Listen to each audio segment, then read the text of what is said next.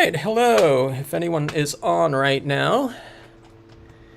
Welcome to the latest Stampscapes live stream. Let me know if you can hear me. It feels like I haven't been on in like a month. Hello, Donna. Hello, Froggy Fresh. Hello, Crystal Fire. Good to see ya. I'm going to be doing a lot of stamping here in this video. It's something that, I don't know, I do periodically in the stamp sketches style of videos, but this is one that I haven't kind of focused on stamping area before, and I thought we would get into that because periodically the reason why I want to do this is periodically people ask about sizes of scenes and the ability of the stamps to translate between, I don't know, just different areas. Do Stampscapes have to be done on a full-size paper or something like that? They might see like an example of something, and maybe someone's done a full-size 8.5 by 11, so they think, okay, well, there's a lot of large stamps out there, 3 by 4.5 or something like that. And does anyone, do all the stamps have to be used that in that scale? And it's kind of understandable, but we'll try to dispel all of that. Hello, Bugs. Hello, Sandy, Debbie, Kay. Good to see you. For anyone else that's on, thanks for joining in. But anyways, in that spirit.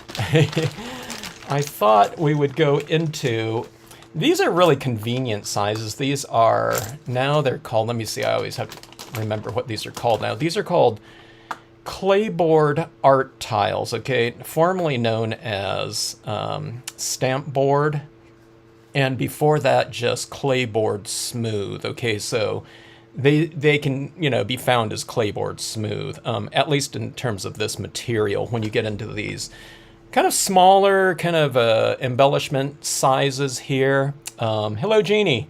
The company that makes these ampersand art markets them under a different name than their art market target audience. Okay,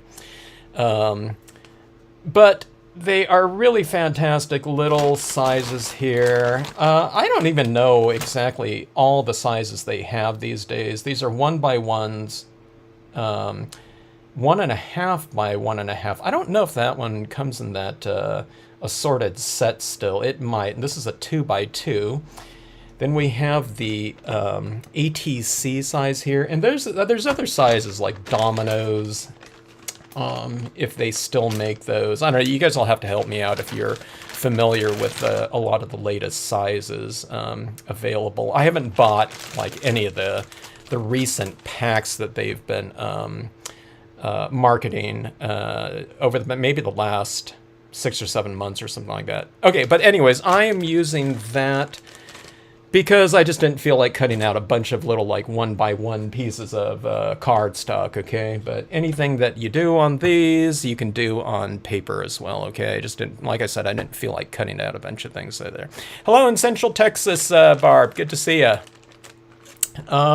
Okay, so anyways, going back to what I was talking about, in terms of scale, okay, now, I mean, inches, I mean, that's a really, of course, super specialized, configuration.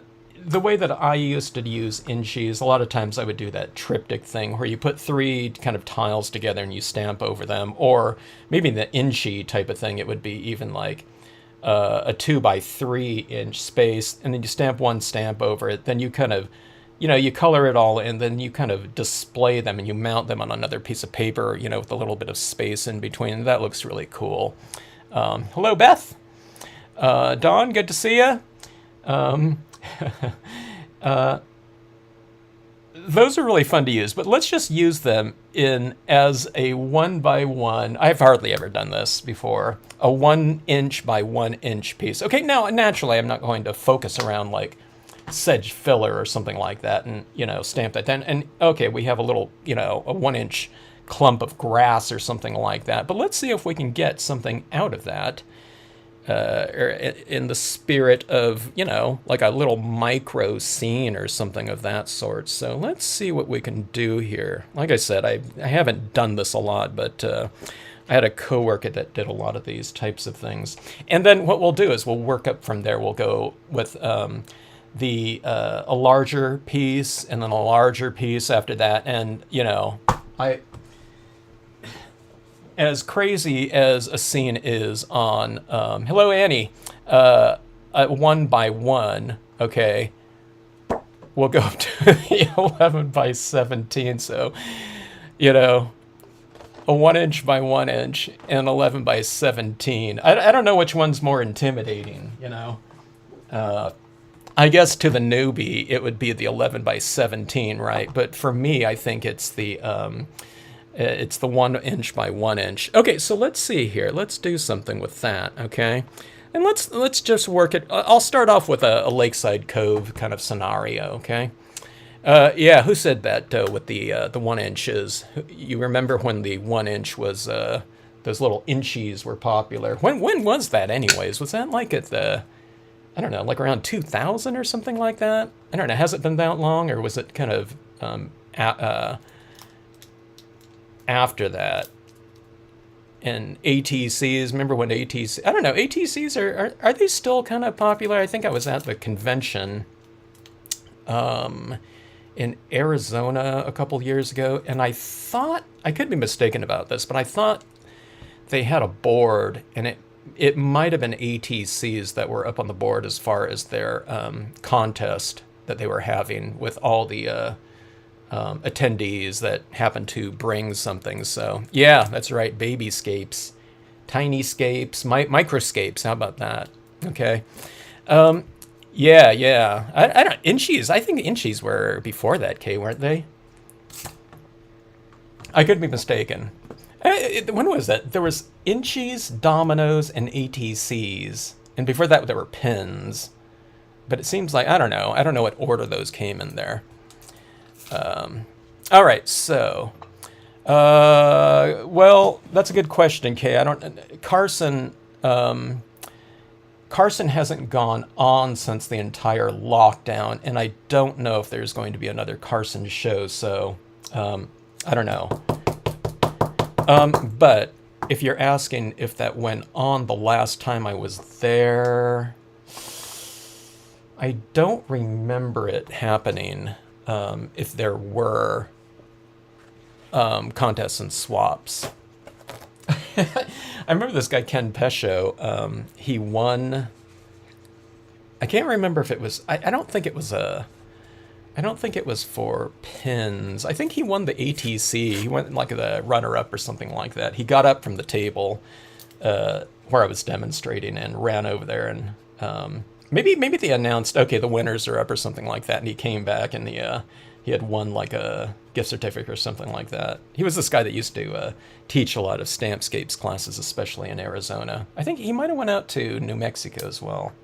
Okay, so 1 inch by 1 inch. All right, now one of the things about these tiles and the small sizes of them, I just find that it's much easier when you have a stamp that's larger than these three-dimensional tiles. Okay, these, if people don't know what these are right here, it's a clay surface similar to like a scratch board or something like that, that type of material.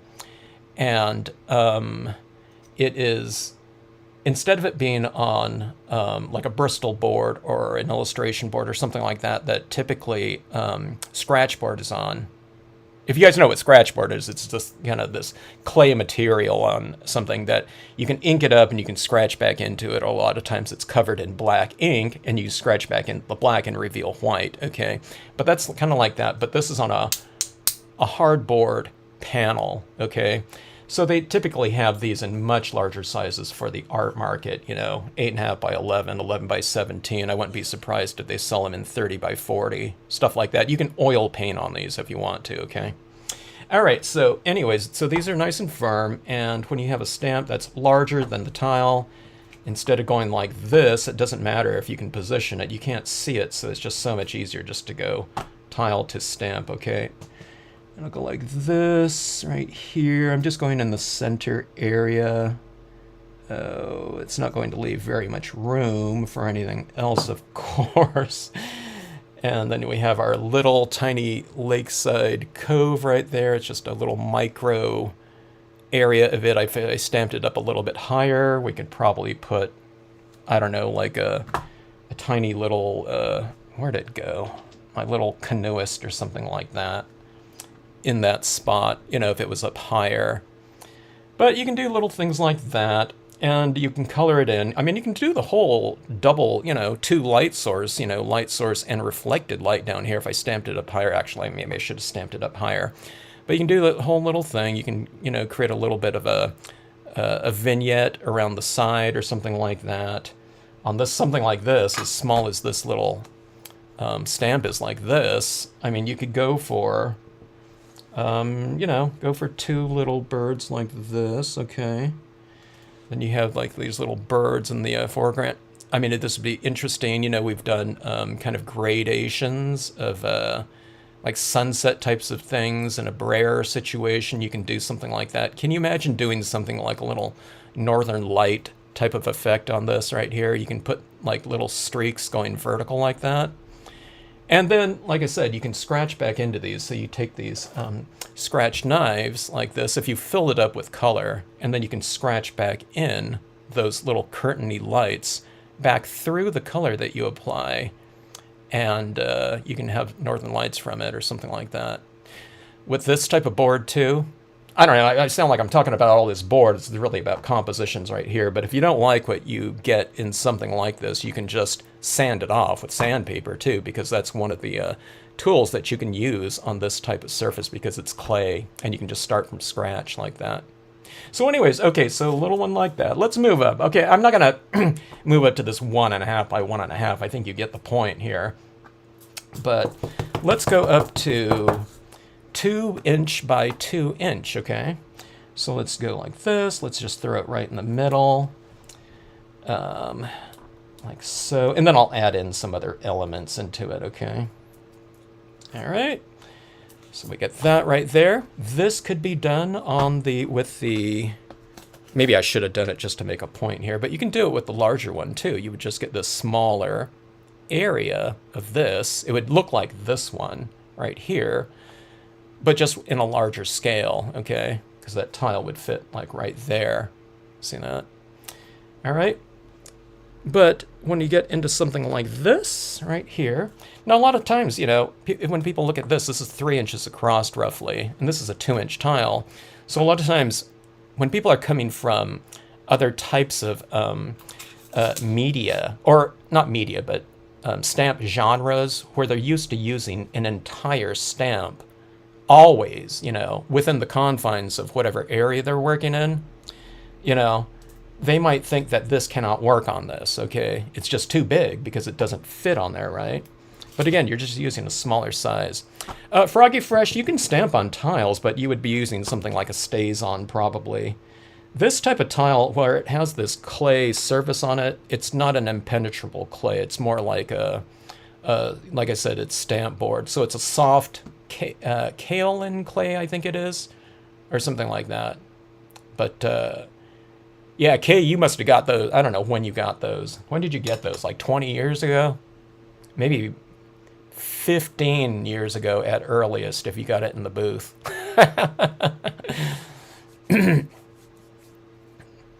Uh-oh, Debbie didn't like her. You didn't like organizing, huh? Hire someone to do that instead. Okay. So anyways, we have that going in here. Let's, what I'll do on some of these is I'll finish them in a different video too. Let's see. Yeah, so yeah, ceramic tiles. There used to be someone, someone was doing, I forget who they were, but someone posts their tiles that they stamp on in the Stampscapes Facebook group, and they look amazing, you know. I can't remember if they were just stamping directly on there and then leaving it as, or if they've sealed over the top of it. I don't know. They might have. But they look really cool.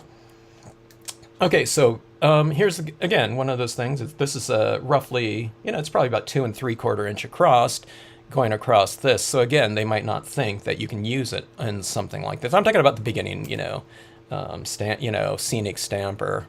Okay. Hello, Michelle. Okay, so let's go with this. And we're stamping it like so. All right. So 2" by 2". That's a scene right there. I could stamp in foreground. Let's just do that here. You can stamp in foreground. You can have background, midground, visual, landing spot in terms of the figure. You can have additional foreground in a 2" by 2" little area. All right. Okay, coasters out of ceramic tiles. That's fantastic.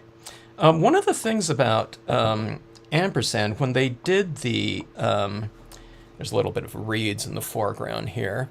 One of the things that Ampersand did was on their,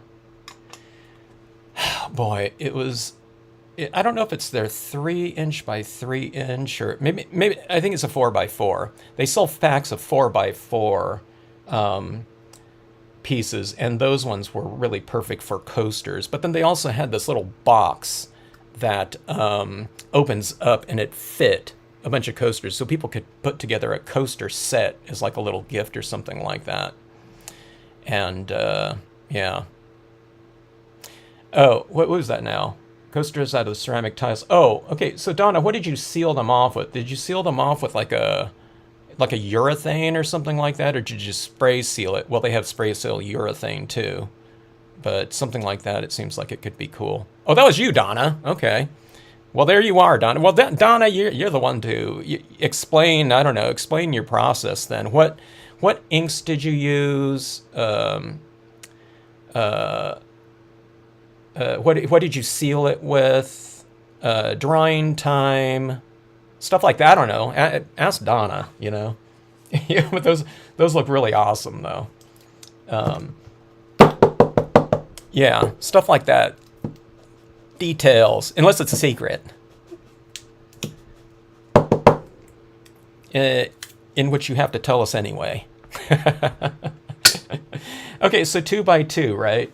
All right, so you don't need to see the ATC. Let's move up into a larger scene. Let's just go standard quarter page with this same type of element. Okay.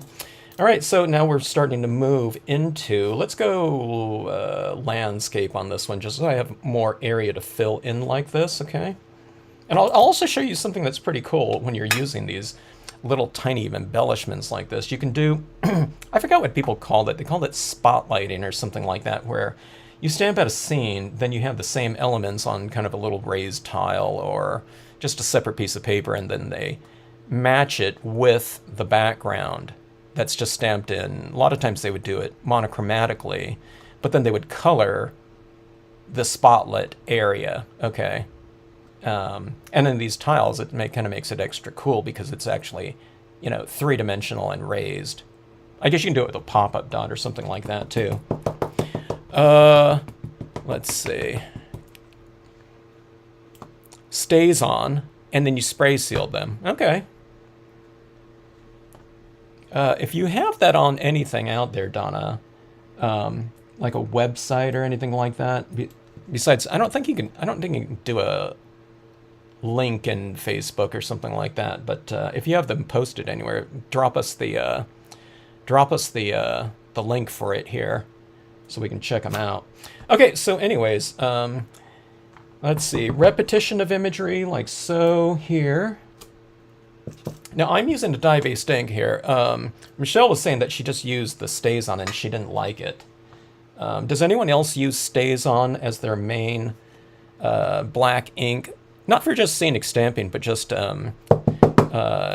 any type of stamping. I don't know. Maybe you can give us some little tips on that. But I was saying that I might switch over to Stays On at some point in time, just because of the the different types of papers out there and the different brands of inks. But, you know, I was thinking StazOn could potentially be the great equalizer for all of it. You know, it'll dry on like any type of surface, where sometimes when I do something with a glossy cardstock and like a Marvy Black, it dries, okay? And someone else might be somewhere and they might be using some of their different brand of glossy cardstock, and they'll use a different brand of black, and it just never dries for them, even though it's the, you know, it's a dye-based ink. So I was just thinking maybe I should just switch over and just start using StazOn. I used StazOn in my last video with the foils, and I was telling people that I didn't like to use that in theory because I didn't want to have to use like a solvent cleaner to clean off a solvent ink. But I just took a damp wet paper towel with water, and it came right off the stamp just fine after sitting around for a couple hours. So, you know, I don't know, it cleaned up just fine for me. Okay, so going with larger images here, and when you just get larger, you just repeat some images, okay, if you need to. Okay, I mean, you can use all different images too, but if you have the same, you know, you can just repeat the same ones in a larger space, of course, right? And I can use the tops of these trees right here as more distant trees in the background if I want to. Let's just keep this one simple with like one layer of images in here. I use the Pines and Rocks small here to create a little bit more scale right here.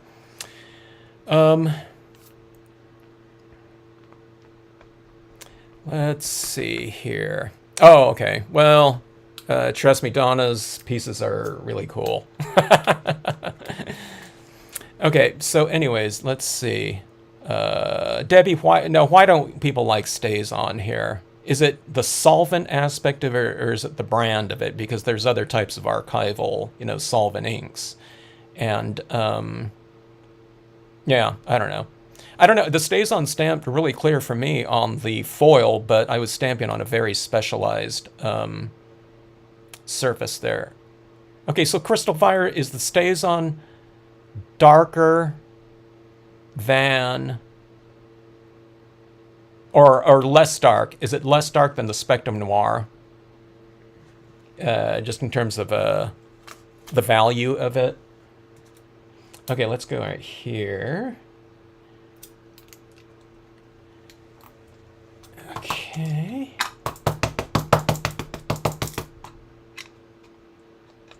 Stamping out my Cloud with Moon. Now the Cloud with Moon is going to end around here, unlike this one, because it fills up from edge to edge. Okay, so this one, if I stamp it right here, it's going to end right here. So if you haven't seen these videos before, one of the things I do typically on sky figures, if they're going to be hovering in somewhere within a given space, or if I'm going to be blending it in with something like the cloud cumulus or something like this, what I do is I dab off the edge right here so that it's drier around the edge.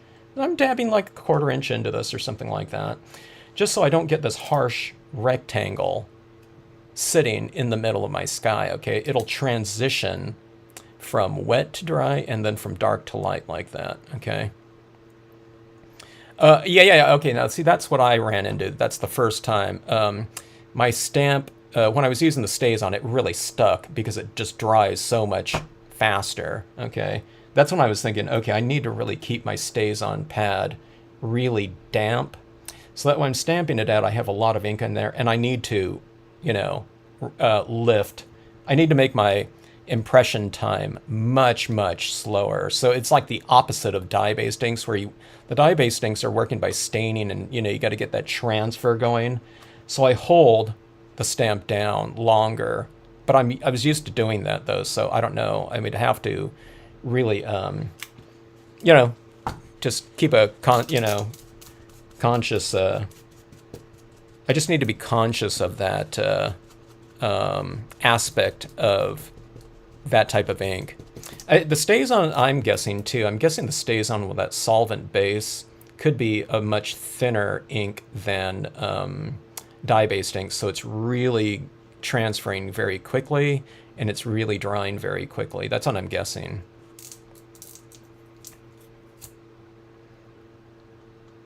I remember the name, Jeff Bagwell. Good player. Well,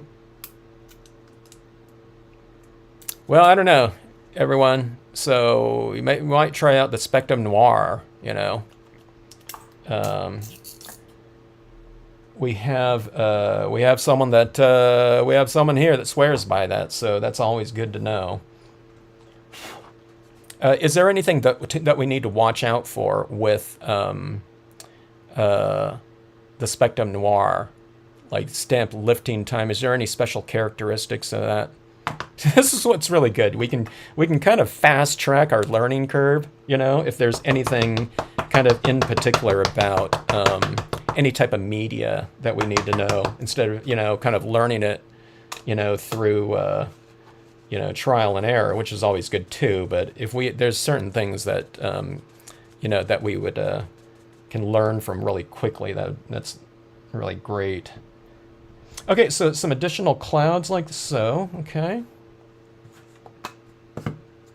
I won't talk too much about, you know, I talk about like the, you know, the positioning of these clouds and stuff like that, but this video is going to be more about scale and repetition and filling in space and so forth. And then, you know, in future videos, maybe I'll finish off some of these pieces. You know, as I say that, I'm thinking about those the 11x17s, you know, that I'll stamp out in this video. I think I've stamped out like 3, maybe 4 11x17s. I'm trying to remember. I did a couple of them on this channel, I don't know, a few years ago. Maybe it hasn't been that long. Maybe I did one, I don't know, a year ago or something like that. Oops. I was just about to stamp this one out with that Prussian blue there instead of the black here. All right. But anyways, yeah. I mean, I've asked this before, but it's just like, what are people's favorite black ink? You know, that's really important. And maybe it doesn't have to be like one. Maybe you have a favorite black ink for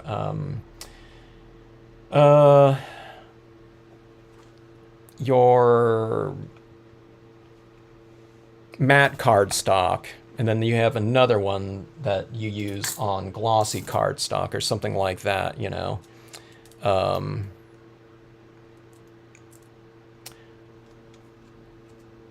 The 11x17, I would say it's pretty fun to do. The thing that I don't like about I don't know if I should say I don't like it, but the thing that just takes so long in 11x17s, I've never done like a colored pencil one, but it's the base layer colors. There's so much coverage to do. I like it when I get past that stage of the scenes. I guess it would go a lot faster if I just did a monochromatic, just a grayscale one though, you know. But if you're building up tones through that, it really takes a long time. And that's where re-inkers would really come in handy there. Hello, CJ. Good to see you. Thanks for joining in. As I mentioned before, thanks to anyone else that might be watching. Thanks for joining in. Appreciate it. Okay, so anyways, so see, here we are. We're doing this piece like this. This is standard card size, okay? This might not be interesting for you, but we'll just work this through. Maybe I'll jump up to a, I don't know, should we go through the 8.5 by 11 of this? Maybe we'll just go into that. Speaking of that 11x17, maybe we'll just go into it, you know. I'm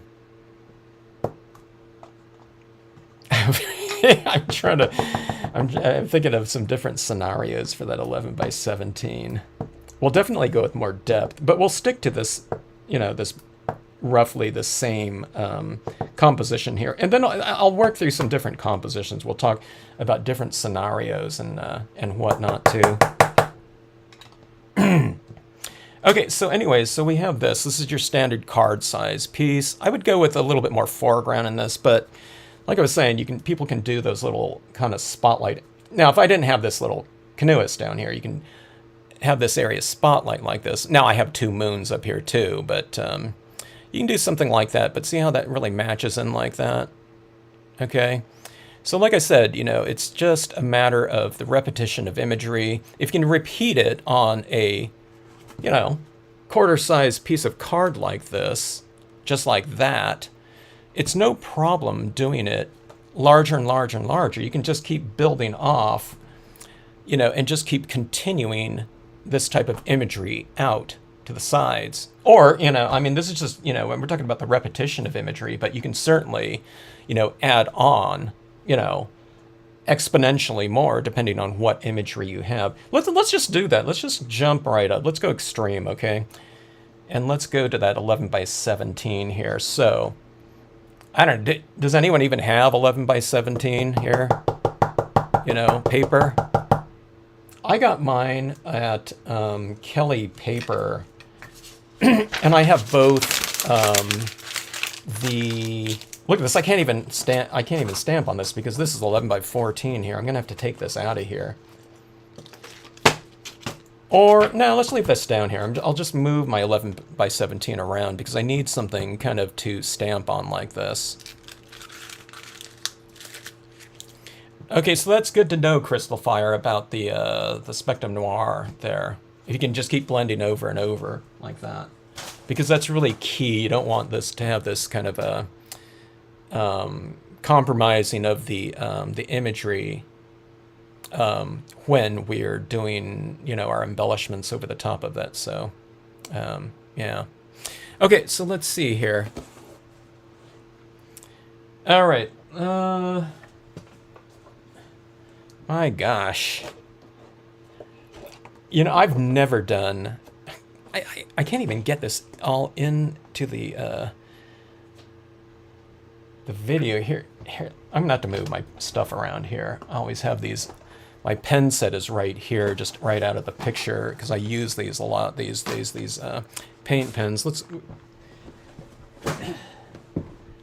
We have to reconfigure, because us as stampers, you know, if we're working on a quarter-page cards mostly, that's what space we have, no matter how much table space we used to have, right? It's like the encroachment, and pretty soon you're just working in like this tiny little space right here. Okay, so... my gosh. I might have to raise my camera all the way up here. Okay, this has gone all the way up here, and this is a wide-angle lens too, so... would you know if some of the silicone stamps can be faulty? Now, what do you mean by that? What silicone stamps?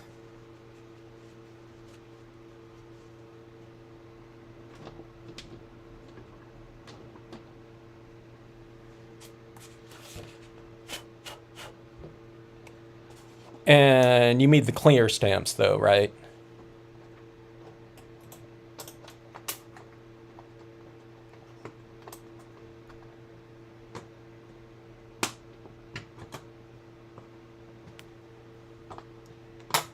Okay, let's see here. Like I was saying, I've never done a portrait piece in 11 by 7. I don't know if I want to either on this one. I could. I would have like a big foreground area like this down here. Or we can just go landscape. All right, let's just go for it here. Okay. Here, I've never had a question like, okay, with the smaller Stampscapes, can you stamp them on a larger scene? It's always been, can you use the larger stamps on a smaller scene? So like, like these things or something like that, my larger G size types of imagery, can it work on, a card size like this or something like that? So, yeah. Okay, so Let's go in here. Let's start adding in. So let's add in. Okay, this is what I'm trying to think of. I mean, we can do this in many different ways here, but you know, do we start off with the mid-ground, the foreground? You know, when it comes to something like this, I guess it doesn't matter. Let's just start off. Let's just start off the way that I've been doing it. I've been stamping out the lakeside cove and then working around it. So let's just stay with the same type of process right here.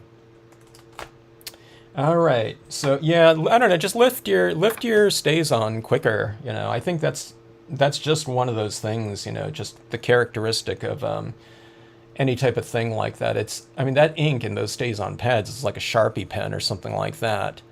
And then here we are making an impression with it.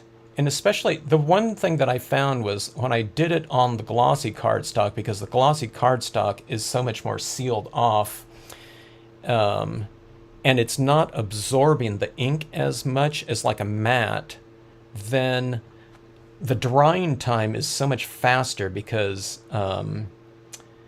I think the ink is drying, but it's not getting absorbed into the paper, in which the release kind of aspect of it would be easier. That's what I'm guessing, because it's all drying between the surface of the cardstock and the rubber. So when I peeled off my first impression, it was like, oh my gosh, I was like almost taking off a piece of that glossy cardstock in my last scene that I did in the last video. So yeah. Hello, Cheryl. Good to see you. All right, so let's go with this one. Okay, now I'm going to be using more than just the smaller Lakeside Cove here, but let's incorporate this into it, you know, as something like very distant here. Hello, Trish. All right, let's go. Let's still kind of, I'll utilize the, you know, kind of roughly the rule of thirds type of thing here. I'll go like in this third over here. Okay, and let's go ahead and utilize a few different impressions. I'll definitely go backward too in terms of additional depth like that. So yeah.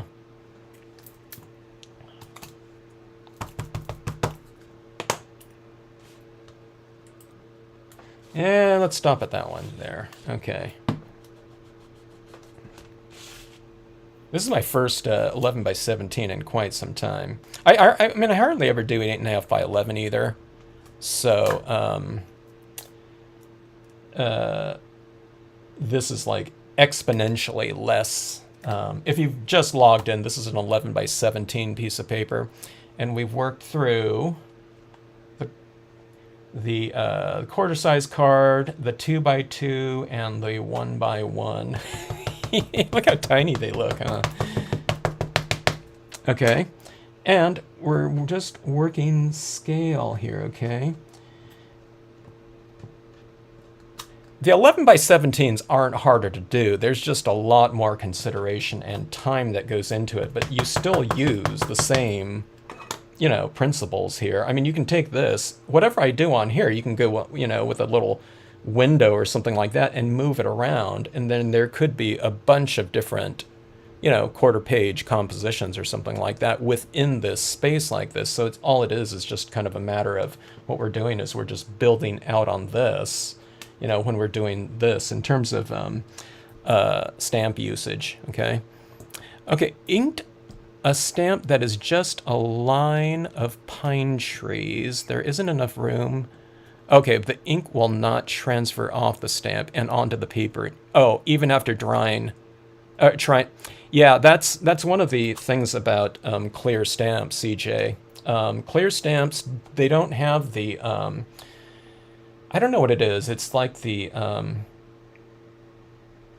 I can't think of the word, but there's a property to rubber, okay, that's different from a synthetic type of material.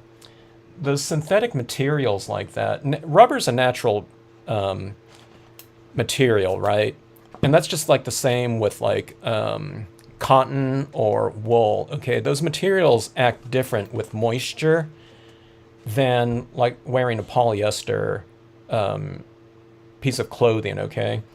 Polyester is one of these materials that if you're hiking in cold weather, there's this saying that cotton kills because cotton keeps the moisture next to your body. So if you're out in the desert or something like that, that's what you'd want to hike around with because it wouldn't wick off your and evaporate as fast as a synthetic, like a polyester, or, capilene or something like that. So that's kind of what you're stamping with when you get into the polymer types of stamps. They don't, they one of the things about the poly stamps too, the clear stamps, is that they also, because they're kind of wicking and you're not transferring that moisture very well onto the surface, it can actually start beading too on the surface. So when you get this type of transfer of ink onto that clear stamp, you're kind of getting it there, and then when you're trying to make that impression onto another thing, that's another generation away from that inking and what you're kind of going after. So yeah, I mean, you would run into a lot of that.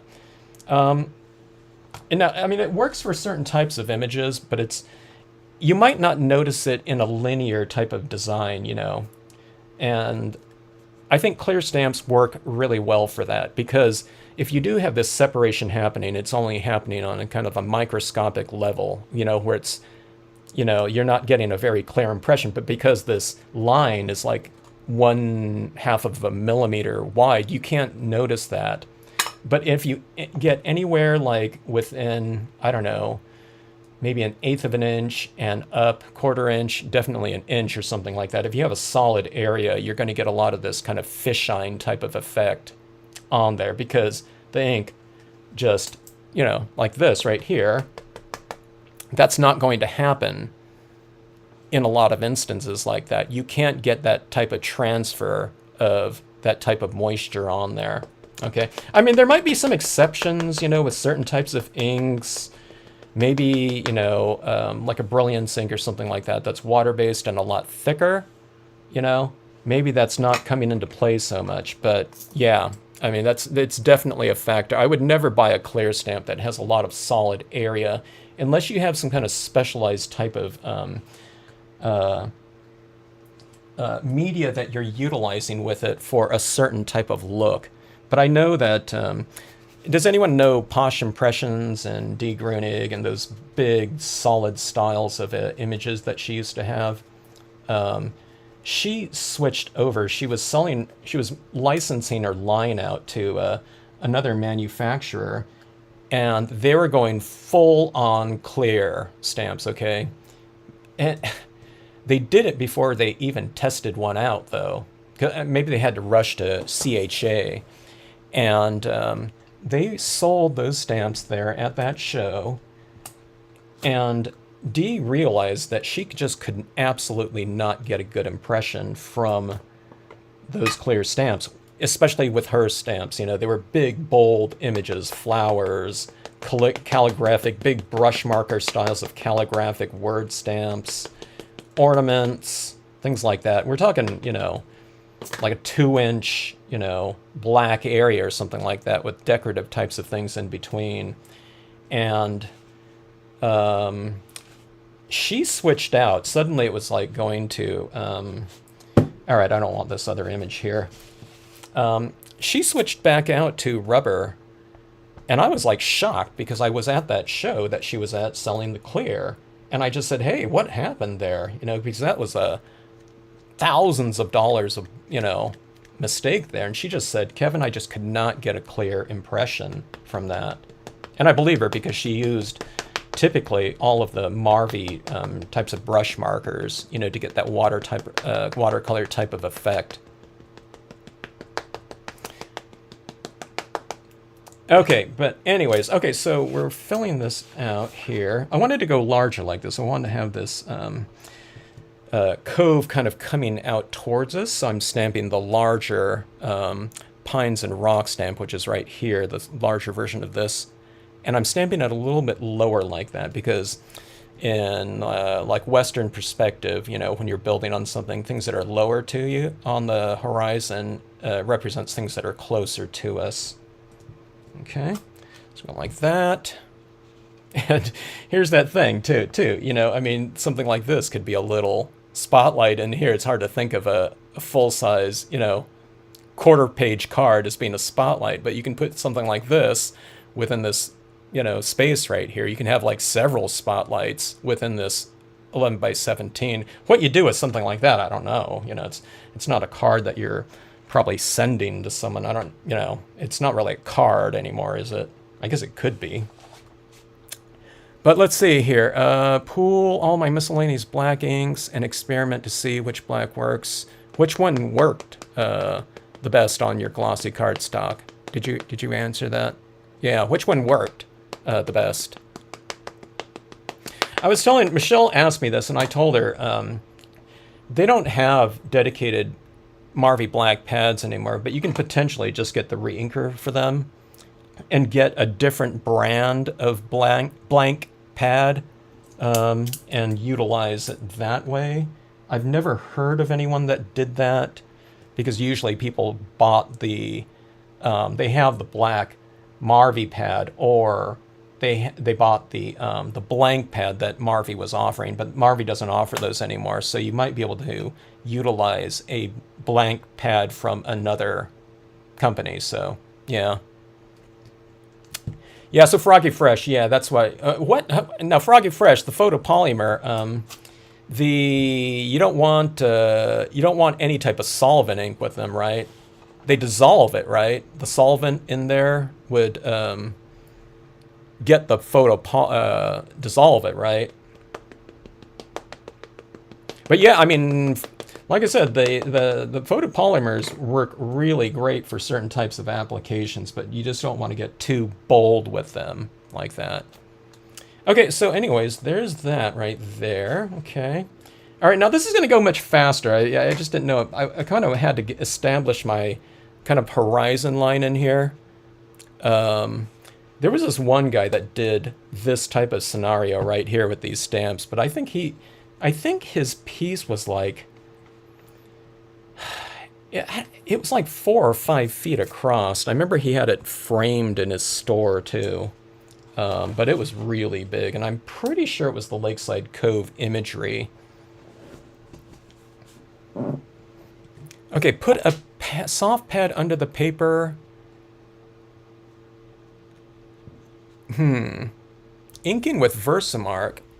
Oh, does that give it more of like a static type of surface for the inks to grab onto? That's the word I was looking for, static.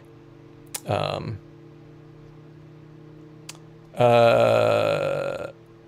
Malin 2010. When did you get those? You got those? You got the dedicated pads or the blank pads? Because that's good that you did that.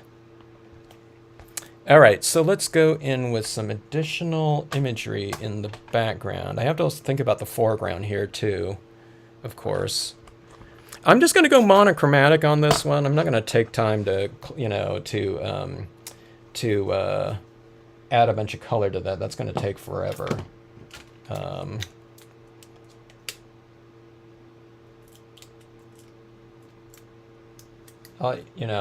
I'll do that at a different time. I'm trying to think of a good, a really good occasion where I'd like really take the time to like color all of my images, with the like the Marvy inks and stuff like that from multiple, tones, like, my Marvy pens getting, variations of green or something like that in here. This will be more of like an Ansel Adams piece if he was a stamper. Okay, let's see. Okay, so this is just in black, but what we're going to do, I don't want it in black because I want to keep this silhouette of all of these trees nice and dark, okay? Well, they're going to be, I mean, if I stamp this out right in the background, they're still going to be dark, but you won't be able to see the silhouette of them. So this is going to be my process with this tree stamp here, the Pine Row. I'm blotting it off like that, and I'm taking off some ink from the bottom like this. So I'm taking off a pretty good portion of it down at the base like this, okay? And then what we're going to do is we're just going to stamp in the background, about like so. And you see how that looks right there. Sorry about the blurry aspect of it, but that'll be going on all around in here, okay? Let's see. Oh, Michelle, yeah. Carson's no more, Michelle. I think. I don't know. After I saw you at that convention, let's see. I don't know when that was. But I think I saw you at a couple of those shows, right? After I started doing that show again. But yeah, it was a good thing you jumped on those pads. Yeah, that yellow, yeah, that's a good one. That number 5. That's one of those inks in the re-inker format. By the way, everyone, speaking of this, we're talking about the number 5 yellow, and that's this. Yeah, actually, it's almost like these 3 colors right here are the ones that I'd often recommend picking up in re-inker forms. The re-inkers look like these from Marvy. Because if you want to get like a really bright blue area, you can stamp out whatever brands of inks you have and just throw the number 10 blue into the mix, and the number 5 yellow right here, and the number 9 pink, okay? You're doing a sunset scene or something like that, you want to get it really bright, then use the Marvy 3 in your blending process like that, and you will get some really fantastic, intense color schemes that you're doing. So even if they don't have the pads, because all you need to do is, when you're blending colors, whatever you use, ink blender tool, I use paper towels. You just put a couple drops in your paper towel and you just add it to your piece, and you'll get that great intensity that the Marvy inks tend to provide, okay? All right, let's see. Should 8.5 by 11, should that maybe that should have been my largest scene today. Okay, let's go for the double impression right here. Let's we're going for a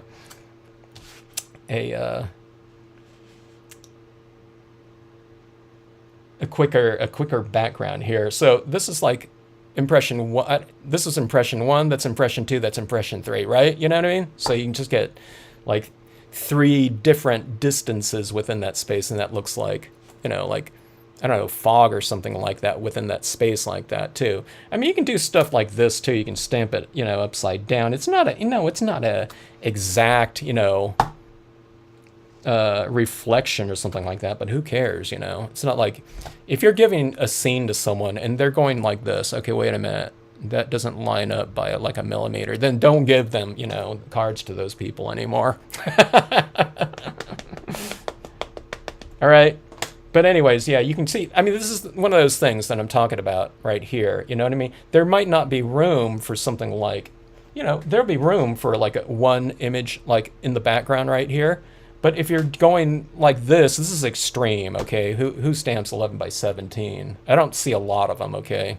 But I just want to show people that you can do these things, and it's not any harder to do. It just takes a lot longer to do, because we have all this area to fill in.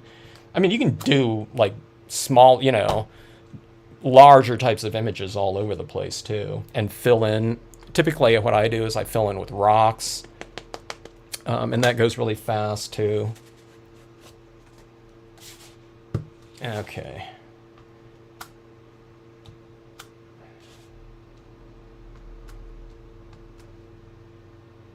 All right, let's go with that right there. Did I miss someone? Did I say, did Beth just join? Beth and Cheryl? Yeah. I just don't know if that's coming back. What a just a fixture in the I don't know, rubber stamp community and history. Carson, I don't know, kind of represented. You know, Carson, by the way, to everyone, we're talking about it right here, is Carson was, I think it was the first, it wasn't in Carson, but it's pretty much like the original rubber stamp convention ever. The first couple versions of it was at a stamp store. I don't remember where, but it was within the Los Angeles area, and that person did it like 1 or 2 years. It was just in their parking lot for their retail store, and I think it was a store that carried stamps. It wasn't like a rubber stamp specialty store, but they carried stamps. And then their first rubber stamp convention was, I think it was 3 rubber stamp manufacturers, probably in the early 80s, I'm guessing 82, 83, that's what I'm guessing right here. And she was good friends with Stamp of the Hand, Kathy from A Stamp of the Hand, who was my old boss, and when I worked for them. And she took it over and moved it to her hometown of Carson. And then that's where the convention took place for, I don't know, it was probably, I started working for them in 1987, and I'm guessing their first show there was probably around 84, and I think it was once a year, but then it became twice a year and then 3 times a year. So, you know, with the lockdown, I was almost going to do the Carson show, and the lockdown happened like the Wednesday before the last show. So anyway, all right, this is where we're really going to fill in here really quickly. Right here, I'm going in with the ledge, and this is the ledge from Nature Sets number 6. It's sold individually too, but it also has the pine row going on in the background. So let's do something like this here, okay? I don't know if there's any more shows around Southern California, Michelle. Here's what I was thinking that was going to happen. If Carson just didn't happen again, I was figuring the entity that I thought could potentially move in to the area and start doing one in... yes, this is glossy cardstock. I thought it would be Heirloom, but then Heirloom, what was his name? Was his name Donnie? I forget his name already. But he retired, so like I don't know if someone else. I think someone else took over the Heirloom shows. So maybe if someone did that, or maybe it was an employee for Heirloom or something like that. I thought maybe that would happen, and they would start having additional shows, or just they would continue that. And because I think it was Heirloom that put on the Orange County show at one point in time. Kay, you started going to the conventions when it was at the Queen Mary. Did you go to that first Queen Mary show? Oh, your grandson's driving you crazy. That 3-year-old grandson, you need to put some stamps in his hand then, and he can start stamping as he watches there. That's what I would do.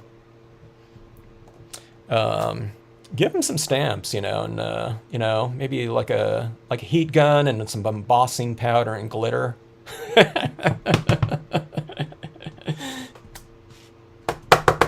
Maybe just the stamps with some washable inks. So what company had those washable inks? There was some company out there that sold like washable stamping inks. Okay, so we have this down here. So I mean, you know what I mean? This is, it's going pretty fast. This area in here took a while, but let's put some kind of mountain in the background. Okay. Let's see. Where's my Rocky Peaks? You could use this in the background, but I wouldn't do something like that because we got so much repetition of imagery in the foreground with this one. This would be a little bit repetitive. If I did this in the foreground in a quarter size page card, and I put something like this in the background, I don't think it would look so, crazy. But because this form has been repeated so many times in this, extreme scale like this, I think it would just be a little bit too much like that. Oh, maybe that's, yeah, Michelle, that you might have to do it. The we would be you and someone else, though, not me. I know it goes into those shows. I mean, once someone establishes a show and kind of a venue, it goes pretty smoothly. But it's all those little things, that are also involved in that always sounded like a real kind of hassle. But like I said, once someone did it once, it was pretty much routine for them after that.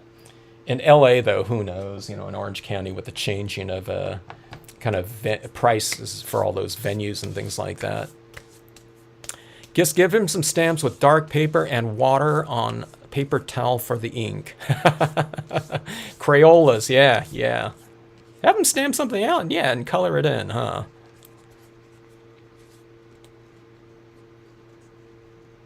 Your husband is watching a tutorial of some model train things on YouTube. Yeah.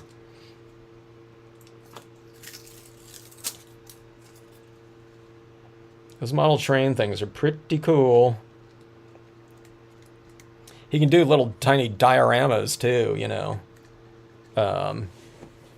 using stamps as well. Okay, let's go with some mountains in the background, okay? I need to see if... I need my smaller rocky peaks for that background in here.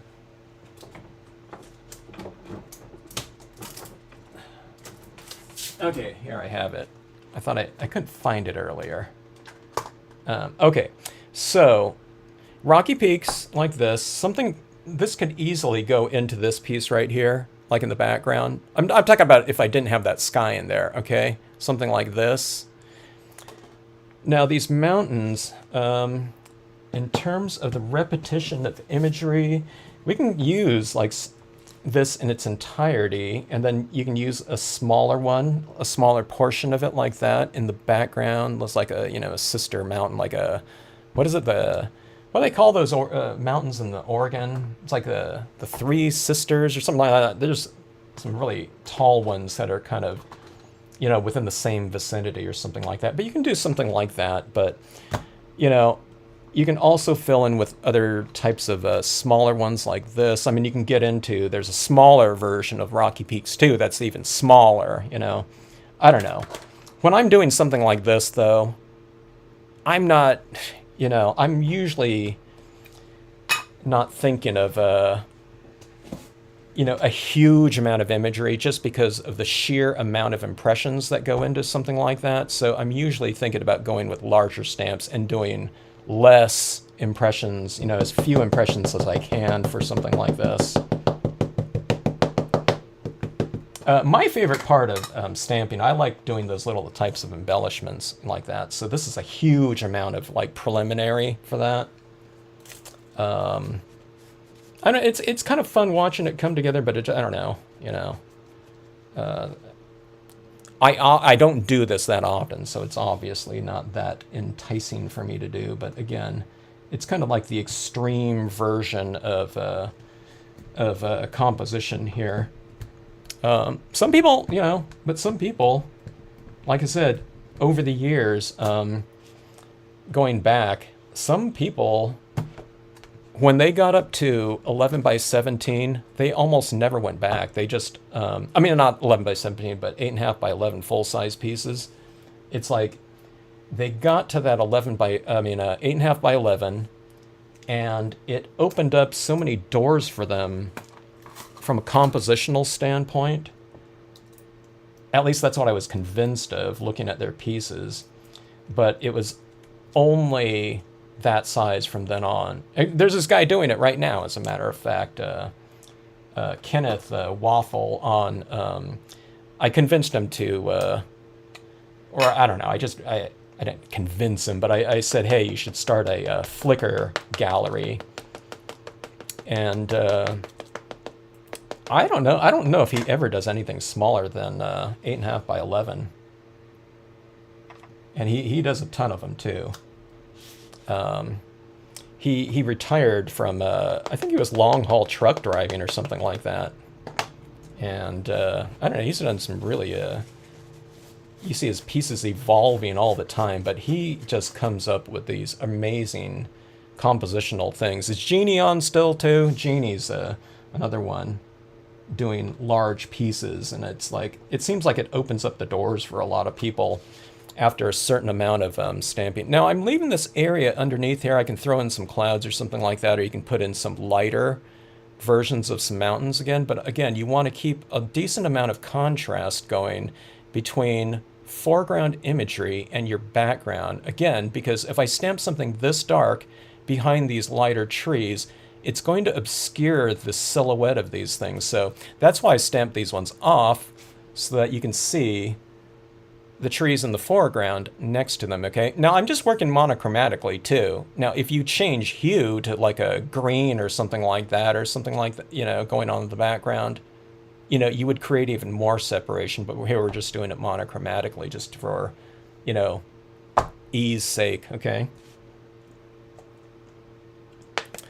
Yeah. Are you talking about, are you asking me about Kenneth Waffle? Yeah, he's still doing them.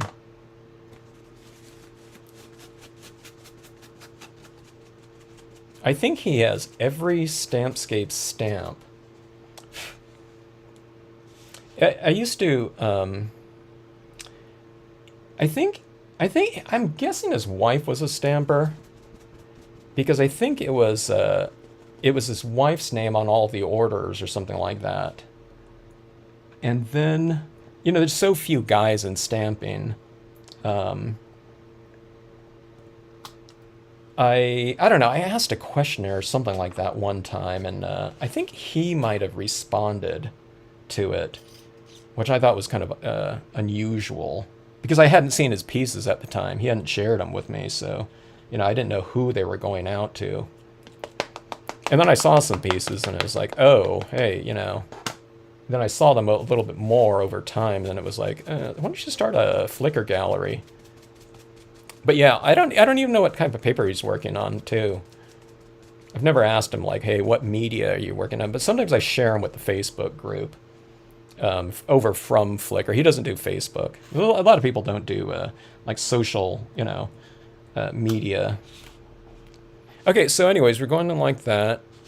Huh, this is starting to look, you know, pretty interesting. Let's go with this now. Let's go a little bit higher up like this. Okay. Okay, I suddenly just got more interested in this piece as a composition with that last mountain for some reason. It's looking more full to me, I guess, you know? Okay, let's go. That was the second impression right there. Let's go with the third impression behind these ones. But see, just wiping it off down here, how that transitions out. So this is like a solid image right here, right? And this is just a gray one in the background, but these are linear. So if you don't wipe it off, it'll look like it's kind of within the same distance. But if you have it much lighter, it looks much farther back. So you can do it both ways. You can make this where it's just like one big mountain, where it's like this ridge line is connected to that one. But if you do it in a lighter value like that, I think it looks like there's more distance between them. I don't know, you know, between this mountain and that mountain, it could be, you know, there could be 10 miles in between or something like that. Okay, so that being said, let me stamp this one right here, and hopefully this one is going to be much, much lighter than that other one. Well, it wasn't much lighter. I got a pretty good impression out of that one. Okay, let's go into this one. Let's see how far we can go. I went glossy on this, just so that I can do this repetition of imagery without having to, you know, re-ink as often. Okay, there we go, like that. Look how light that is, like that. Okay, so it's like, I don't know, where are we? Like, we're like at the Cascades or something like that. All right. So there we go with that. Let's fill in a little bit with some additional cloud structures in here, okay? And when you do that too, when you put the clouds, underneath the mountains, it gives them a little bit more of a, oh, I don't know, a feeling of majesty or something like that. It's saying that the elevation of those mountains is of a certain height, in order, to be, for them to be sticking out of the clouds like this. This already has like a kind of a misty look, as if it's clouds. So let's add in some of this. Okay. But again, if you stamp this out right now, it might be too dark, right? Because it's black. So you blot it off. I mean, you see how dark it is right there. And then blot off around the edges. If you don't know how dark something's going to stamp out to, like if you haven't done this before where you're doing like first, second impression type of thing, then just stamp it out on a piece of, blank paper, glossy cardstock or something like that. And you'll have a good idea of how it's, what value it's going to stamp out in. Okay, so let's see, let's go in here like so, like that, okay? So see, it's just kind of a gray, and you can still see the silhouette of these right here. Do I dare go for a second one? Let's go for a second impression. Like that. I'm gonna try here. The second impressions are darker than what I thought they would be. Let me just, now, I mean, this one's definitely the last one I think I'll get. And that might have been a little bit too light. You can always restamp it, though. I mean, it's not bad, though, like that. Okay, let's go like this. When you're wiping off around here, don't be too gingerly with it. It's not like this, okay? I'm going into it quite a bit, like, I don't know, like an inch. Okay, but just don't wipe off everything, okay? And let's go over here. And, I mean, you can put it behind the mountains, too, like that.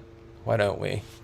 See, when you fill in with some additional textures like this, then from a finishing standpoint, for me, when I fill in like that, I feel that I don't have to do as much coloring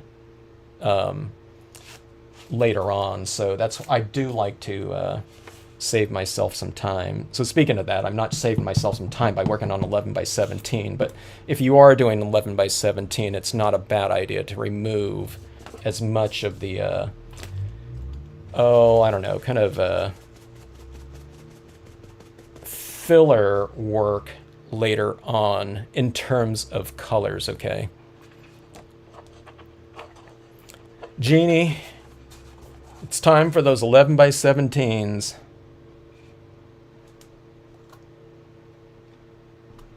Yeah, I don't know. I mean, Jeannie, I mean, how many, I don't know. A lot of your pieces are half page and up, right?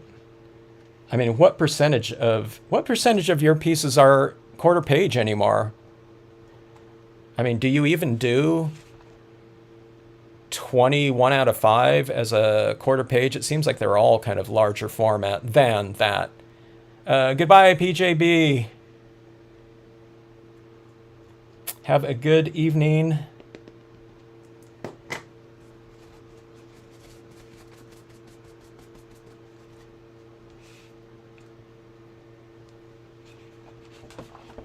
Okay, let's see. Go like this. And a piece like this, you can still do whatever time of day you want to. I mean, I could put a little moon right there. You know, you can put that like that thing peeking out from like right in there. I'm going to leave this a little bit more open to interpretation, I think, because if I'm going to finish this one off, eventually, I'm going to leave myself with as many options as possible on that one right there. Okay, here, let's fill in, you know, so speaking of filling in, all right, 11 by 17. I mean, that's pretty much a pretty solid foundation right there for this composition right here. But let's put in some foreground stamps. So see this is a big open. Okay, so let me tell you what, from a strategic standpoint, this is something that I do too, okay? In most of my pieces. Speaking of filling, okay, textural kind of filling in like that, I'll go into that with color, but because it already has some textures like that, it's not just going to be this big blank space if I don't really color it in, okay? But this is what I don't like to have in my pieces, even if it's on a quarter page piece. Like if I had like a area that was like, say, this much right here, okay, that I have to fill in all with colors and stuff like that, that's not something that I like to do. I like to do things much faster than that, okay? Or I just like to have things a little bit more filled in so I don't have to, okay? So like this is what I'm looking at from my eye. I look at this big, huge area like that, and I'm thinking, if I'm blending in tones into this, okay, if I don't want it to look awkward, and believe me, a lot of my toning is awkward looking, but you just can't see it because I put textures over the top of it. I do all kinds of, I don't know. I think, Michelle, yeah, I'm going to color this one in, I think. But, okay, so I don't want this big open space like that. But if I have smaller spaces with maybe other types of textures, and I could put some reflections of trees or clouds down here or something like that, or foreground images are perfect, okay, for that purpose, then I'm going to do that most of the time, okay? All right, so when you're doing your pieces, like I said, if you want to make your life, you know, as easy as possible in certain types of scenarios, when it comes to coloring, okay, then do that. Decide later, art adventure, or you do that one and fill in all that space in there. The thing is, when it looks different, you know, this isn't just, you know, what you end up with in your composition. I think it looked pretty good though too, but I think it would look better though once you fill it in with color like that. But I liked it too if I was just doing that though. But I would have to get my inking and gradations. I would have to spend way too much time with them, and that's not something that I like to do. I've done it both ways, though. If I was doing a quarter page, though, I would just probably leave it, but not on this. This is just going to take way too much coloring for that. Okay, so foreground, masking off like this, and filling in. Michelle, I'm not going to color in on this video, though. That would be like on the marathon live stream session where that would happen. Hello, Beverly. You had to put batteries in your charger. Okay, so masking off like so. Now you can mask off any parts of your rock like this. Quite often in nature, those trees are growing out of the rock. Okay, so I will oscillate a little bit from, like, say, foreground coming up from the bottom to the other side of the rock and having them come right out of the rock like that, okay? So it just kind of breaks up this imagery like this too, okay? And it's breaking up this form in here too. And again, for ease sake later on when coloring. Now, a lot of times, if I was doing this coloring too, I would often leave this foreground for the end, but since this is a compositional live stream, we're going to set the foundation for this just right off the bat. Okay, so see that right there? We're kind of shifting around our foreground imagery like that. You can put another tree coming up from the base right there. I haven't even had one coming from off the page into it like that. But what this is doing is you're kind of mirroring what's happening on the other side now, right? Okay, so what I like to do too is when I'm doing something like this, I like to leave a little bit of a spot for someone to go into here and where they would, you know, have their favorite little picnic area or something like that. Even if you don't put a figure in there, okay, I leave that spot like, you know, kind of like an area that I would like to go to, you know, as my favorite vantage point of whatever given visual scenario you're working in, okay? All right, so that being said, just keep that in mind. one of the things I always kind of mention is kind of visual lead-ins and leaving an area for the viewer to kind of enter the scene in. And I was thinking, well, you know, I mean, for some people, you might want to have, you know, kind of a barrier in between you and whatever the background. You want your privacy, you know, so you can kind of close it all off in the foreground like that, you know. You know, even just so busy with everyone kind of tugging you at every direction. I don't know, maybe some people would like to get lost, you know, or hide from whatever. And, you know, you can certainly create a whole barrier of, in this case, trees or something like that right in the foreground. Okay, so that being said, going back to that whole kind of vantage point, I'm going to put it over here, kind of rule of thirds type of thing. All right, let's see. Let's go like this. All right. And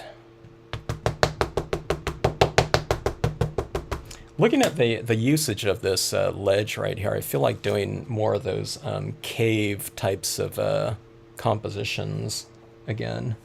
Those are really fun to do using the rocks.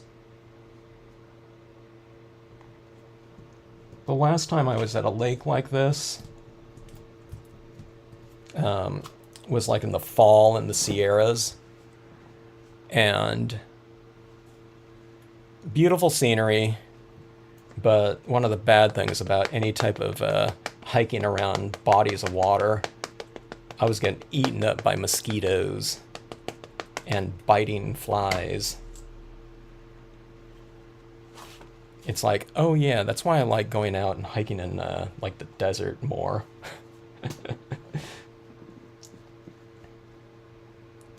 Okay, let's see.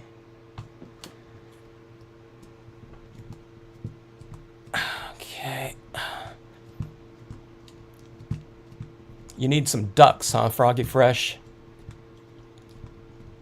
I changed my batteries out in my keyboard yesterday, Beverly. Oh, a little island out here? That'd be cool. There's that little island out. You can put a little island out here. You know, it'd be cool is to put a little island in the middle right here with some trees on it. There's this little area like that out at Crater Lake. Crater Lake, and you know, places like there's little things like that in like Lake Tahoe too. That's really cool. Okay, so that is that. Whew, man, that is a lot of stamping of imagery. Okay. I didn't even clean these ones off completely. You can see the orange on here from the last video with the foils, or the gold foils. I really loved that that project. Okay, so going in with some additional forms. This will be like something even closer to us like this. A nice leafless tree. Go like so. Now that this is really getting covered like this, I feel like I'm holding like a canvas or something like that. It's just so gigantic.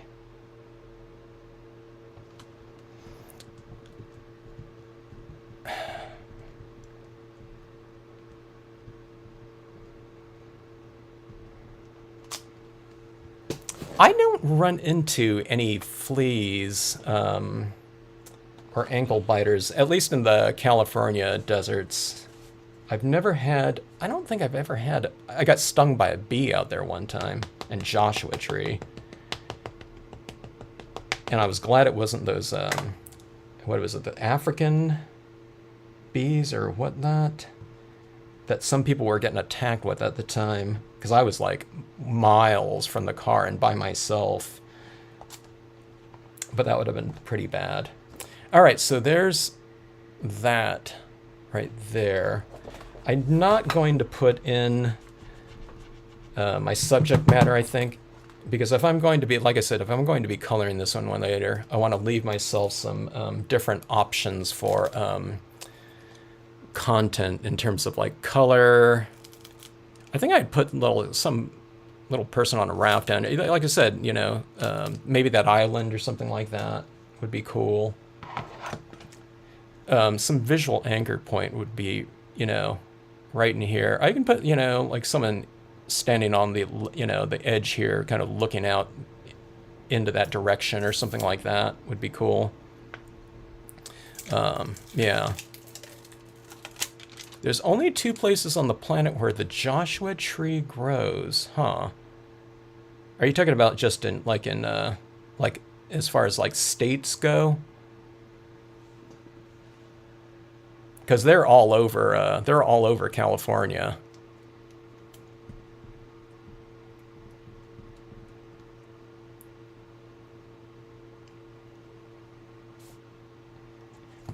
It's kind of funny. There's Joshua Tree, but then there's something to the Mojave National Preserve. There's a bunch of Joshua trees out there, and there's something about it. It's like the densest grove of Joshua trees or something like that are actually out there. I don't know. There was something to those Joshua trees over there. Okay, so here's an additional dead one right there. I don't know. Was that like that? Okay, so let's do a little comparison contrast thing here. All right. We've gone from 1 inch. 1 inch scenario to the 2-inch Lakeside Cove scenario to the 1/4 page Lakeside Cove. We keep adding these other little elements into it, you know, foreground, whatnot. I should add some of that grass just, you know, for a little bit of continuity's sake or something like that in this piece. The moon, of course, is up here. We can add that still in here if we want to. And this is light enough where we can do that. I would have it reflecting off of a lot of things in here. And the 11 by 17. It doesn't... For some reason, it doesn't look all that enormous to me. Even though that... What is this? It's like... it would be the equivalent of 8 of these ones, right? You know? Or no, wait. 11 by 17. Yeah. Oh, yeah, it's like this. I was thinking, wait, what is that? Yeah, it's like, yeah, 8 of these. So 8 1/4 page panels like that. But see how those things just kind of, you know, especially like the foundation part of it, it merges right in there. So, you know, these stamps, again, they're not made for a specific size of final piece in terms of the area that they can be used in effectively. Okay, now, you know, the inchy is like an extreme case, you know, but you can have like a little lakeside, you know, type of thing within that space, or just a row of trees in there or something of that sort. So, you know, ultra extreme like that. But again, you know, you can do all kinds of little spotlit things like that. You know, if this thing was colored, or if this thing was just all grayscale or just black and white like this, you can put a bunch of little spotlights here and there within the space. Okay, I wouldn't have the moon up there. But you can have all these little spots in there. I don't know, it'd be kind of interesting, I think, do something like that. All right, so that is an extreme version. Has anyone ever worked on a, you know, 11 by 17? It's hard to even get the paper, though, you know, for something like this. It would, you know, this, looking at something like this, though, you know, if I was to do something, I think that would be really fun. I mean, it wouldn't be like super, you know, they wouldn't have a lot of, you know, super continuity, but, you know, we're talking about, what was that 3-year-old? They'd be a little bit too young for that. But if I had a bunch of like 10-year-olds or something like that, and if I had a really big piece of paper, like going like 5 feet out or something like that, it would be really fun to throw some stamps out there and to have them stamp out something, you know, You know, if you taught them kind of the basics, I think they would have a lot of fun with something like this. But yeah. Okay, so on something like this, what I'm looking for when I'm coloring it, and I'll talk about this more, but just in general, I would probably put something like my light source in this general area right here. Or, I don't know, sometimes I like working at a diagonal, but this is like the natural spot for kind of illumination right down here in terms of the reflected light. So, I don't know. I know you can have it coming down like this or something like that. You can have beams kind of coming out too if you want to.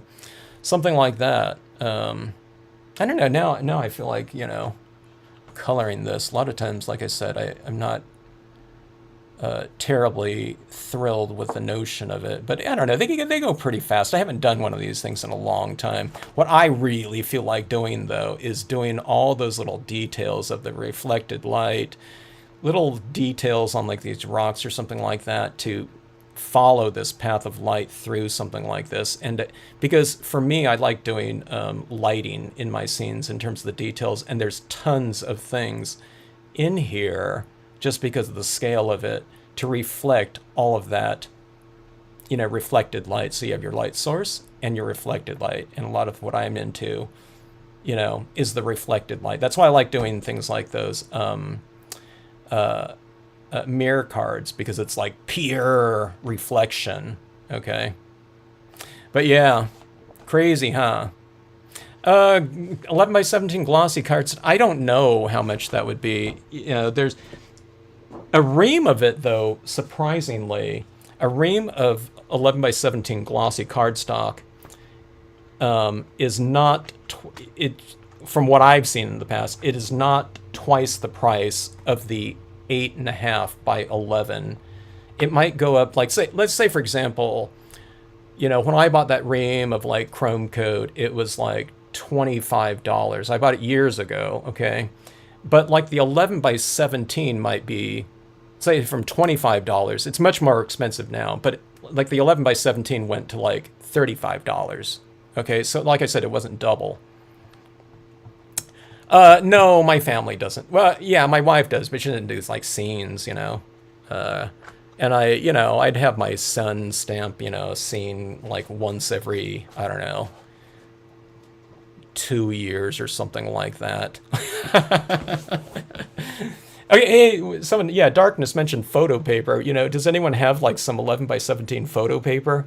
We used to get that type of thing. It was like free 11 by 17 pack of photo paper with your purchase of a printer or something like that back in those days. So, you know, we used to get a bunch of that. You can't color the same way that you can on with cardstock, but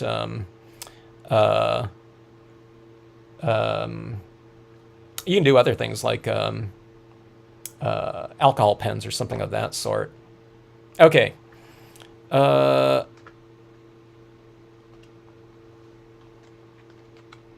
Mom is in the chat. Michelle Davis. Oh, hello, Mom. Hello, Beverly's mom.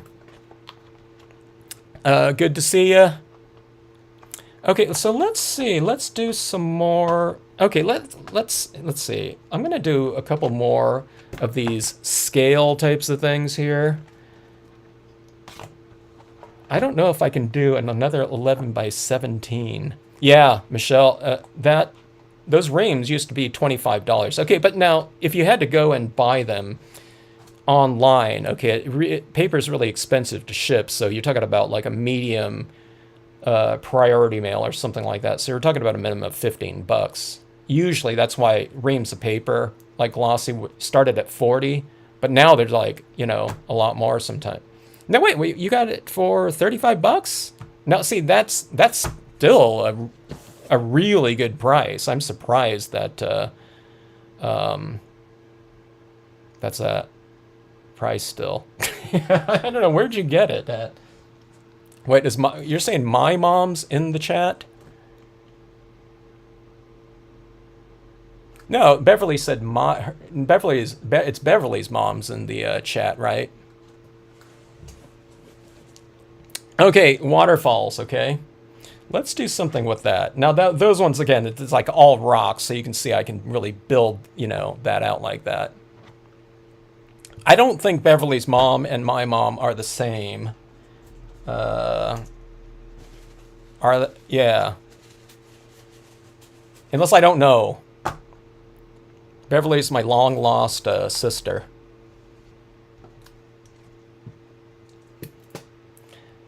That's why, yeah. Yeah, we have it good with Kelly paper. Sometimes I've offered, I've picked up papers for, especially like international clients or something like that. Because even if I picked up a thing of Kelly paper and bought it and I had to ship it somewhere, it'd be like the same price as them just ordering direct. But a lot of times, like in other countries, you know, I've oftentimes bought, maybe not these days because the shipping for Priority International went up so much, but I've often shipped off things to other countries, like a ream of papers. It's like if they're going to be buying like a flat rate box, I've often asked them, do you want me to, you know, if there's anything else in the US that you want me to add in, or I can order it, or they can order it and send it to me, then I'll just consolidate and ship out to them. But yeah, paper was one of them. And oh my gosh, that Kelly paper, thank heavens, you know, that's out here in the West. Okay, so let's go into some waterfalls. Okay, so, you know, quarter page card. Let's just do something with this. I'll do another. Do I have? I don't know. I'll do an ATC too. How about that? I haven't done an ATC yet. Kelly paper. For those who don't know, it's this chain of paper stores that's a little bit more geared to the printing industry. They call it trade. Okay.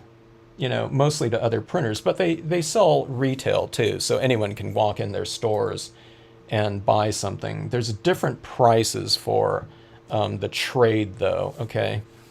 It's like a wholesale price or something like that.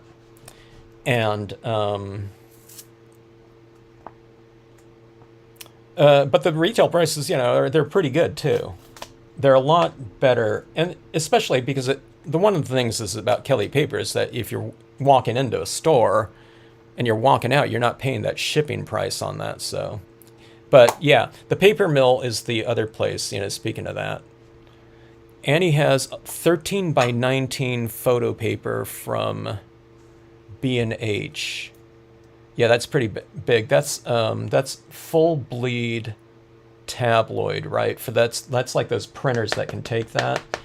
And they can go full bleed at, I don't know, or some of those printers go full bleed just without any kind of perimeter on there. But I'm surprised it's not 12 by 18, Annie. Is it 13 by 19? Because I thought the 12 by 18s were the ones that were full bleed. You know, where you can just have a little bit of that border trim off like that. But the paper, okay, going back to the paper mill, I was convinced that the paper, okay, I think you told me about that maybe, or someone. But yeah, the paper mill, I thought might be, I don't know this, but on the chrome coat packaging, it has the paper mill, like papermill.com or something like that noted. So I was assuming that the paper mill was the retail outlet for the CTI line of papers, which is the brand for chrome coat. Chrome coat's not a brand anymore like it used to be. CTI purchased the naming whatever convention for their Bind-A-Coat. Bind-A-Coat was their name for their glossy cardstock.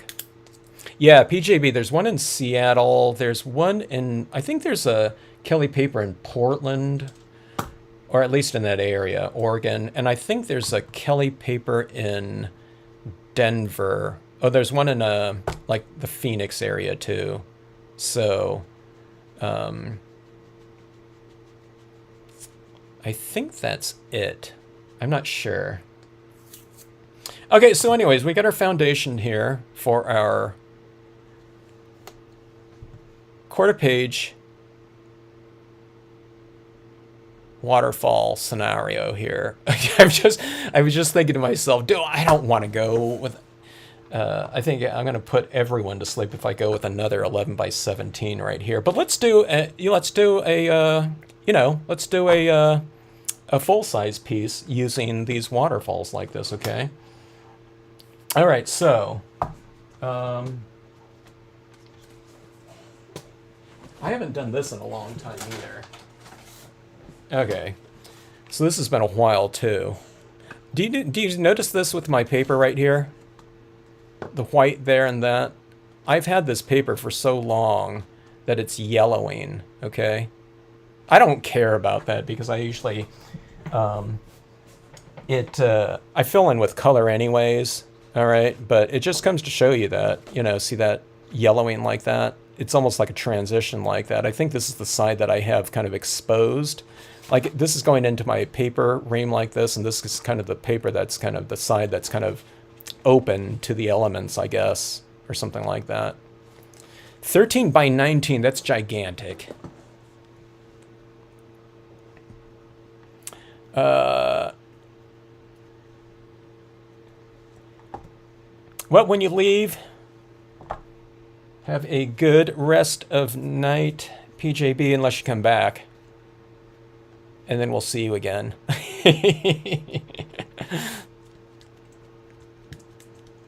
Oh, got it.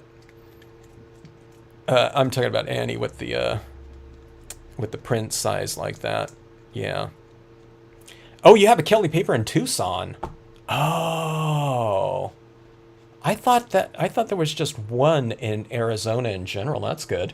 Okay, so let's go with this full-size scenario like this. I love doing these waterfall types of scenes. Oh, I know what I wanted to do. I haven't done this composition in a long time, but it's been replicated quite a bit, so I think people like this one right here. But I'm going to incorporate some...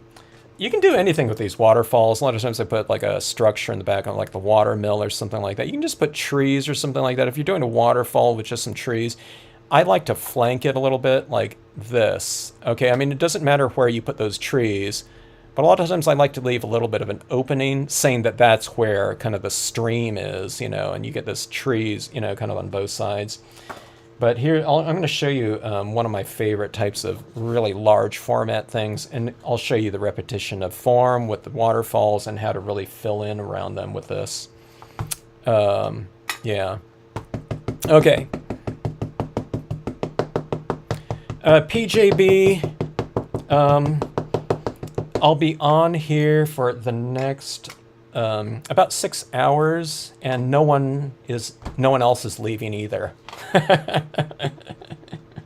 I don't know. Yeah, I do know that I have to go pick up my son at what time is it right now? It is 7:10.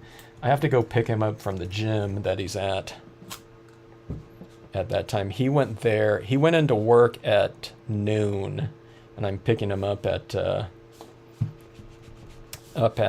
9 tonight.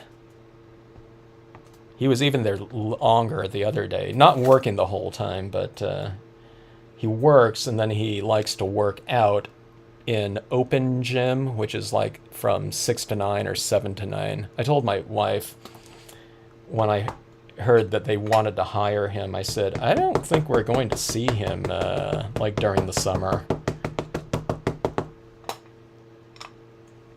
Okay, so waterfalls, okay? Overlap, well, we're going to be doing a little bit of masking on this, but, in terms of setting the foundations, very little masking is needed, if you need it at all, okay? I mean, you could take the time and do a lot more masking, but I don't, okay? You could do certain types of scenarios where masking is, I mean, it looks really good. Like some people, when they color things, everything is like really distinctly its own color scheme, okay? So I think that, and their imagery too is really, really very distinctly separate from one another. I'm not saying where it blends in with another, but like if there was grass down here, you know, or grass somewhere, and there was rock, everything's very, very distinct. It's usually something that I tend to do the opposite of, okay? But when I see those pieces like that, I'm thinking, that really looks good. You know, I usually blend in all kinds of different colors, you know, for kind of continuity and uniformity. But when I see these pieces that are done by these people in this different style, it really looks good. And it's, I don't know, I think I should try that once someday, but I don't know, I just never get around to it. And you can see that again, you know, it's, I see these pieces like on the Facebook group, you know, when people are adding those types of things in there. Okay, so boulders right down here, the boulders could be the same, you know, they work the same as the ledge like this. All right.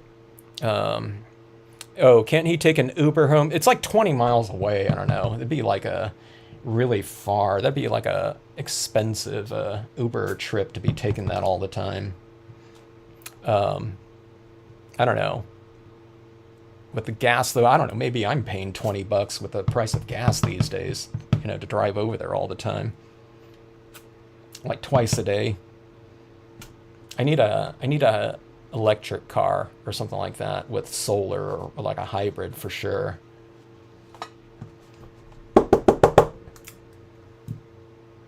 Yeah, that gym though. See, parkour, it's not like a you know, 24-hour fitness or something like that. It's like a parkour gym, which is a certain type of I was talking with my son the other day. I was saying when I try to describe parkour, it's really difficult to those people that don't know it. But there's like, it's a specialized type of gym with like a lot of these obstacles that you know, the practitioners of this sport utilize. So like in San Diego, there's only like 2 of them. In smaller cities, there's probably no parkour gyms, or if they do have a parkour gym, or if they do teach it, it's like a gymnastics gym where they might have a parkour class or something like that, and they just might utilize a couple of different things in there. But in these gyms, there's all kinds of these like wooden structures and stuff like that for them to jump off of and, you know, do all their maneuvering and things like that off of. So I don't know, you have to kind of take it where you can get it. And unfortunately, it's not close to us, or closer, you know.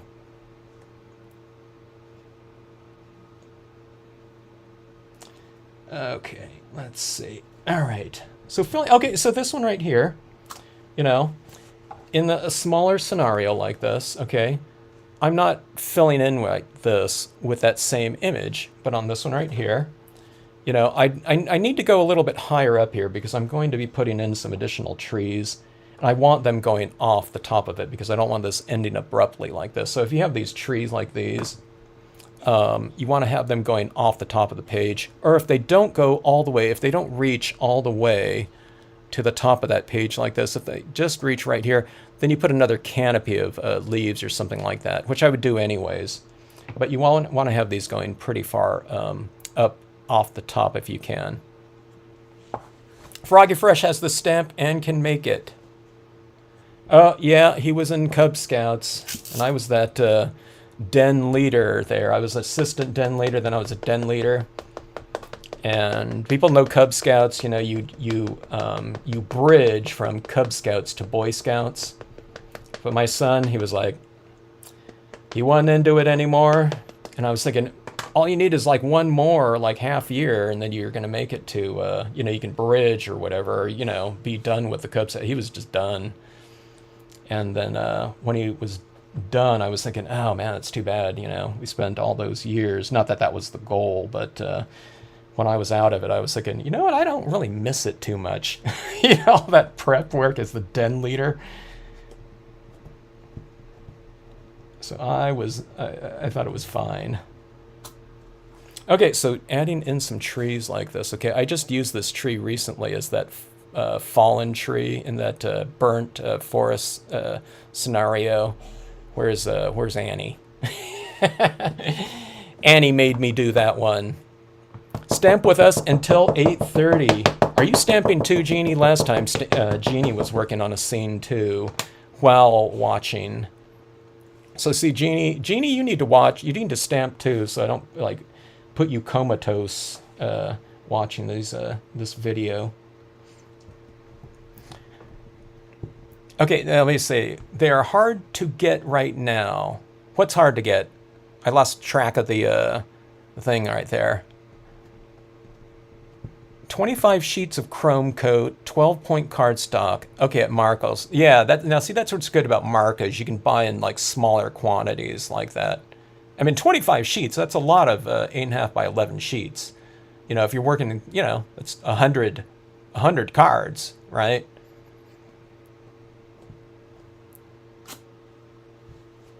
The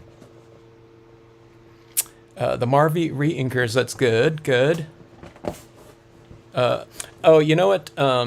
Marco's also had a really good selection of the Brilliance inks. In fact, they had some of the Brilliance re-inkers that Imagine Crafts, who is the distributor for Tsukaneko, didn't even have. And I don't know, there was one color that Marco's had, which I thought was kind of interesting.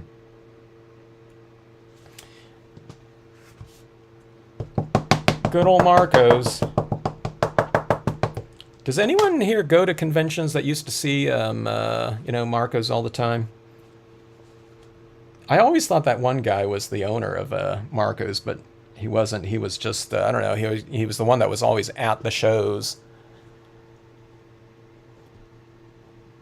Yeah, I'm glad Annie threw out that you know, kind of that three-piece sequential idea, because that's, I don't know, I haven't stamped out. I wouldn't have even thought to try to stamp out a burnt out, you know, a totally burnt out, you know, scenario like that. Otherwise, burnt forest, you know, it's usually not the type of thing I'm trying to depict, you know. But what a great type of thing. Yeah, if anyone saw that. I don't know, where to get. This is what we're talking about right here. I did this one, and this is this fallen tree, but there's that little bit of growth in it. I was telling Annie, I think the thing that I would do on this one, that little tree doesn't, that little leaf doesn't stand out enough for me. So I think what I would do is I would punch a little hole in this, and I think I would have like a silk, just a tiny bit of a silk something flower, you know, not flower, but like a little plant right here. And I would have that thing coming out of this thing in a real three-dimensional way, and I think that would, that's what I would do. And he found a different solution where the green, but this, it doesn't stand out enough for me, so I think I'd want to go three-dimensional right here. And I think that would look really awesome. We could find the right little snippet of a plant down there, you know. And I think it would blend in enough because we have all that texture going around it with the embossing. So, by the way, after that video too, I did buy the Ranger holographic embossing powder that we talked about in that thing. I don't. One of you probably told me about it in that video, but I bought it. So I was either going to do this video or I was going to use the rainbow holographic. I don't know. Some people were saying it's not really holographic, it's glitter, you know. But still, I think it'd be pretty cool in the right scenario. So we'll use that in a future piece. Yeah, the Phyllis, yeah, that burnt forest one. Burnt florist floor.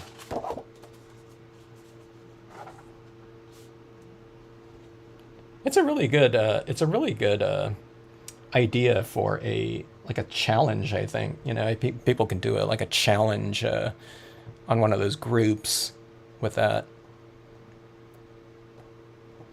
Okay, Froggy Fresh. Everyone, post your order with Froggy Fresh right now.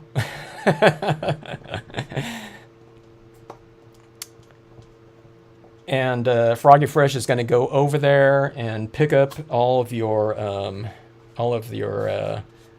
paper needs.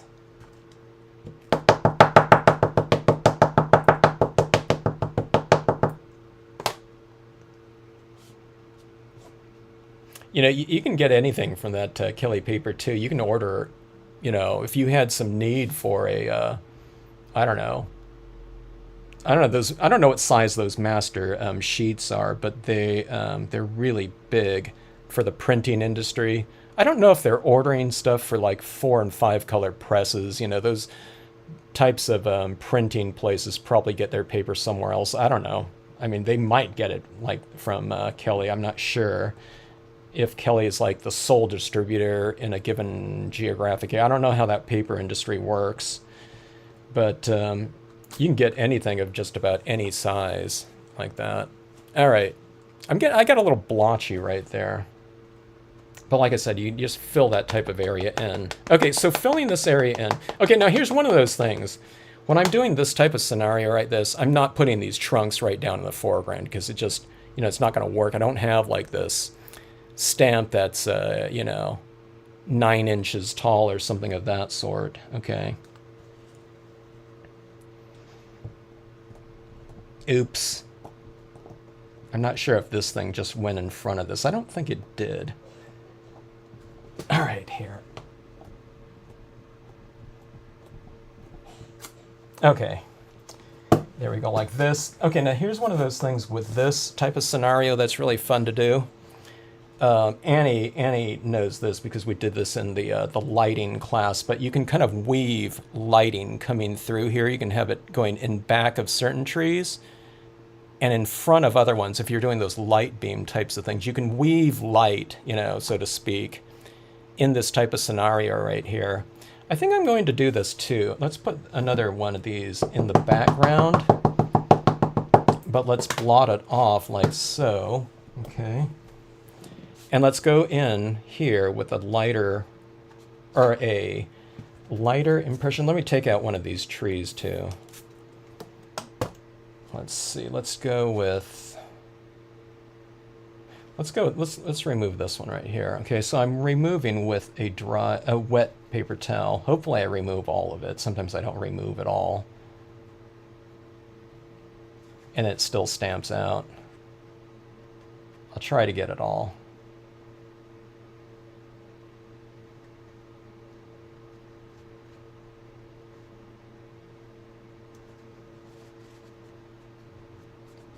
I almost never do.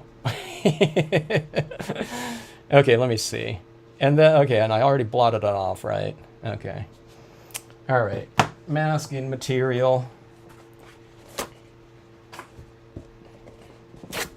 Okay, so let's go like this right here.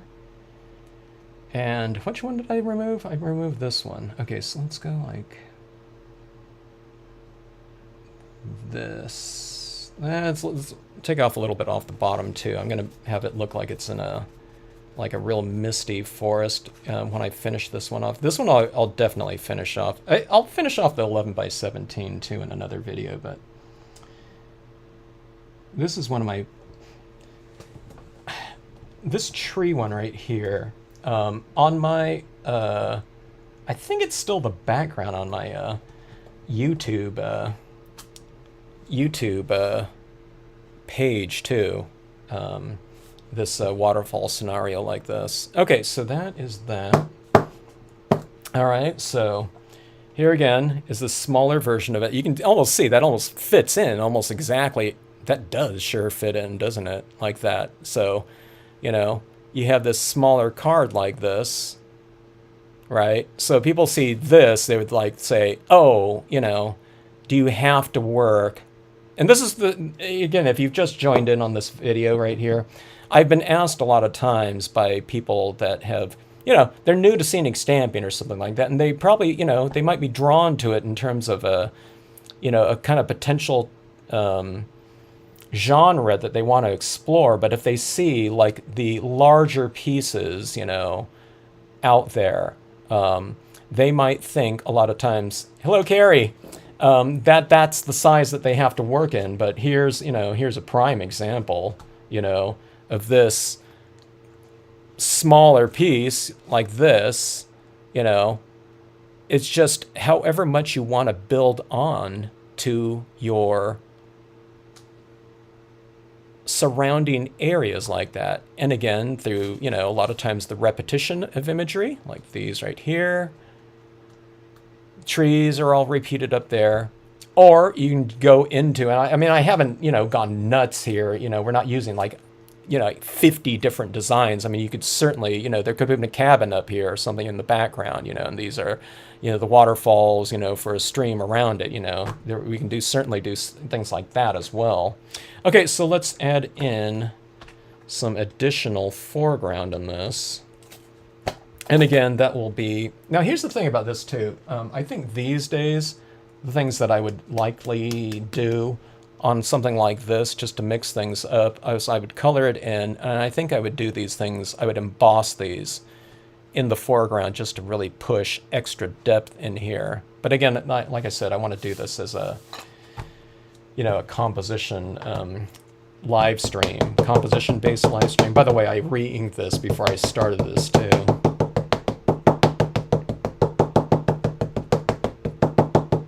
Just because I knew how much black ink I would be using. Okay, so here's this kind of yellowed edge right here. This is why I don't care about, you know, if my paper is yellowing, because it all gets filled in anyway. Okay. Oh, you still have your paste-up paper from your magazine days, huh? Are you talking about like non-repro blue paper or something like that, Michelle?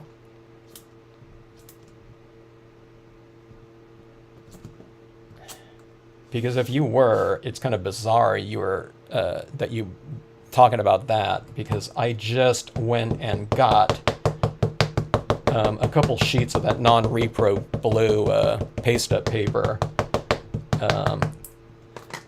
My wife was asking if I still had some of those, like yesterday.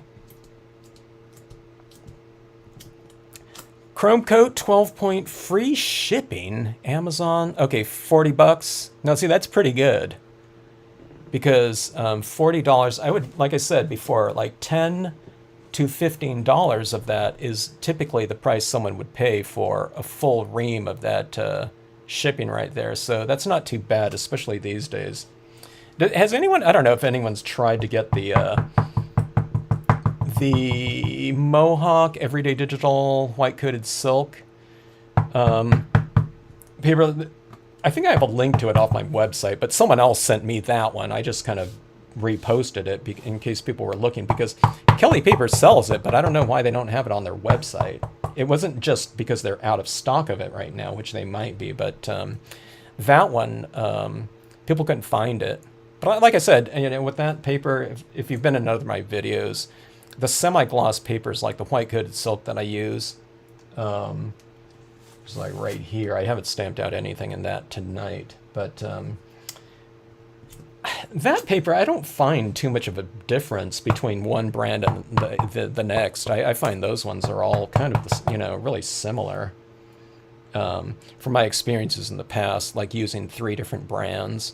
But the glossy cardstock, I do find that they are quite different from one another, usually, okay?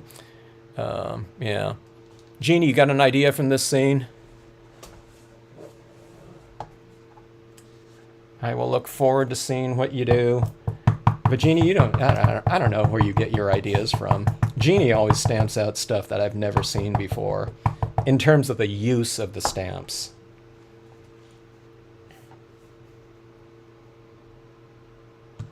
Different compositional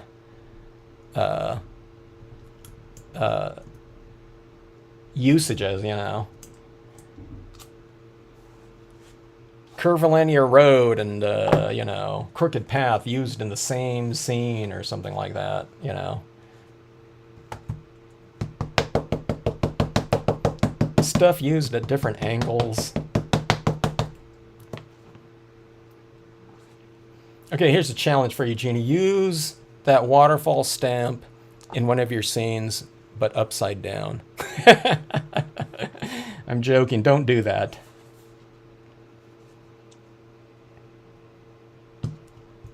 But you could probably, you can probably think of a way, think of something to do with that. I think this is Annie. Are you still on? This one was an extreme candidate for that. Those light beams kind of going through so many different trees like that. All right, but filling in. Okay, so. And this video is not a lot for for you guys, but this is this video is more for like the newbie. But actually, the newbie would never sit through this long of a video.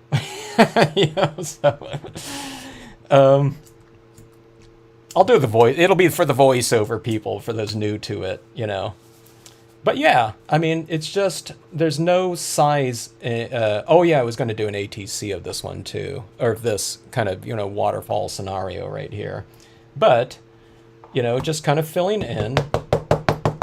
And again, like I said, for me, okay, again, I'm looking at this big open area right in here. For me, I mean, it's not too huge of an area. And I like to have like that misty type of thing going on at the base of waterfalls, Dr. Martin's Bleed Proof White and stuff like that.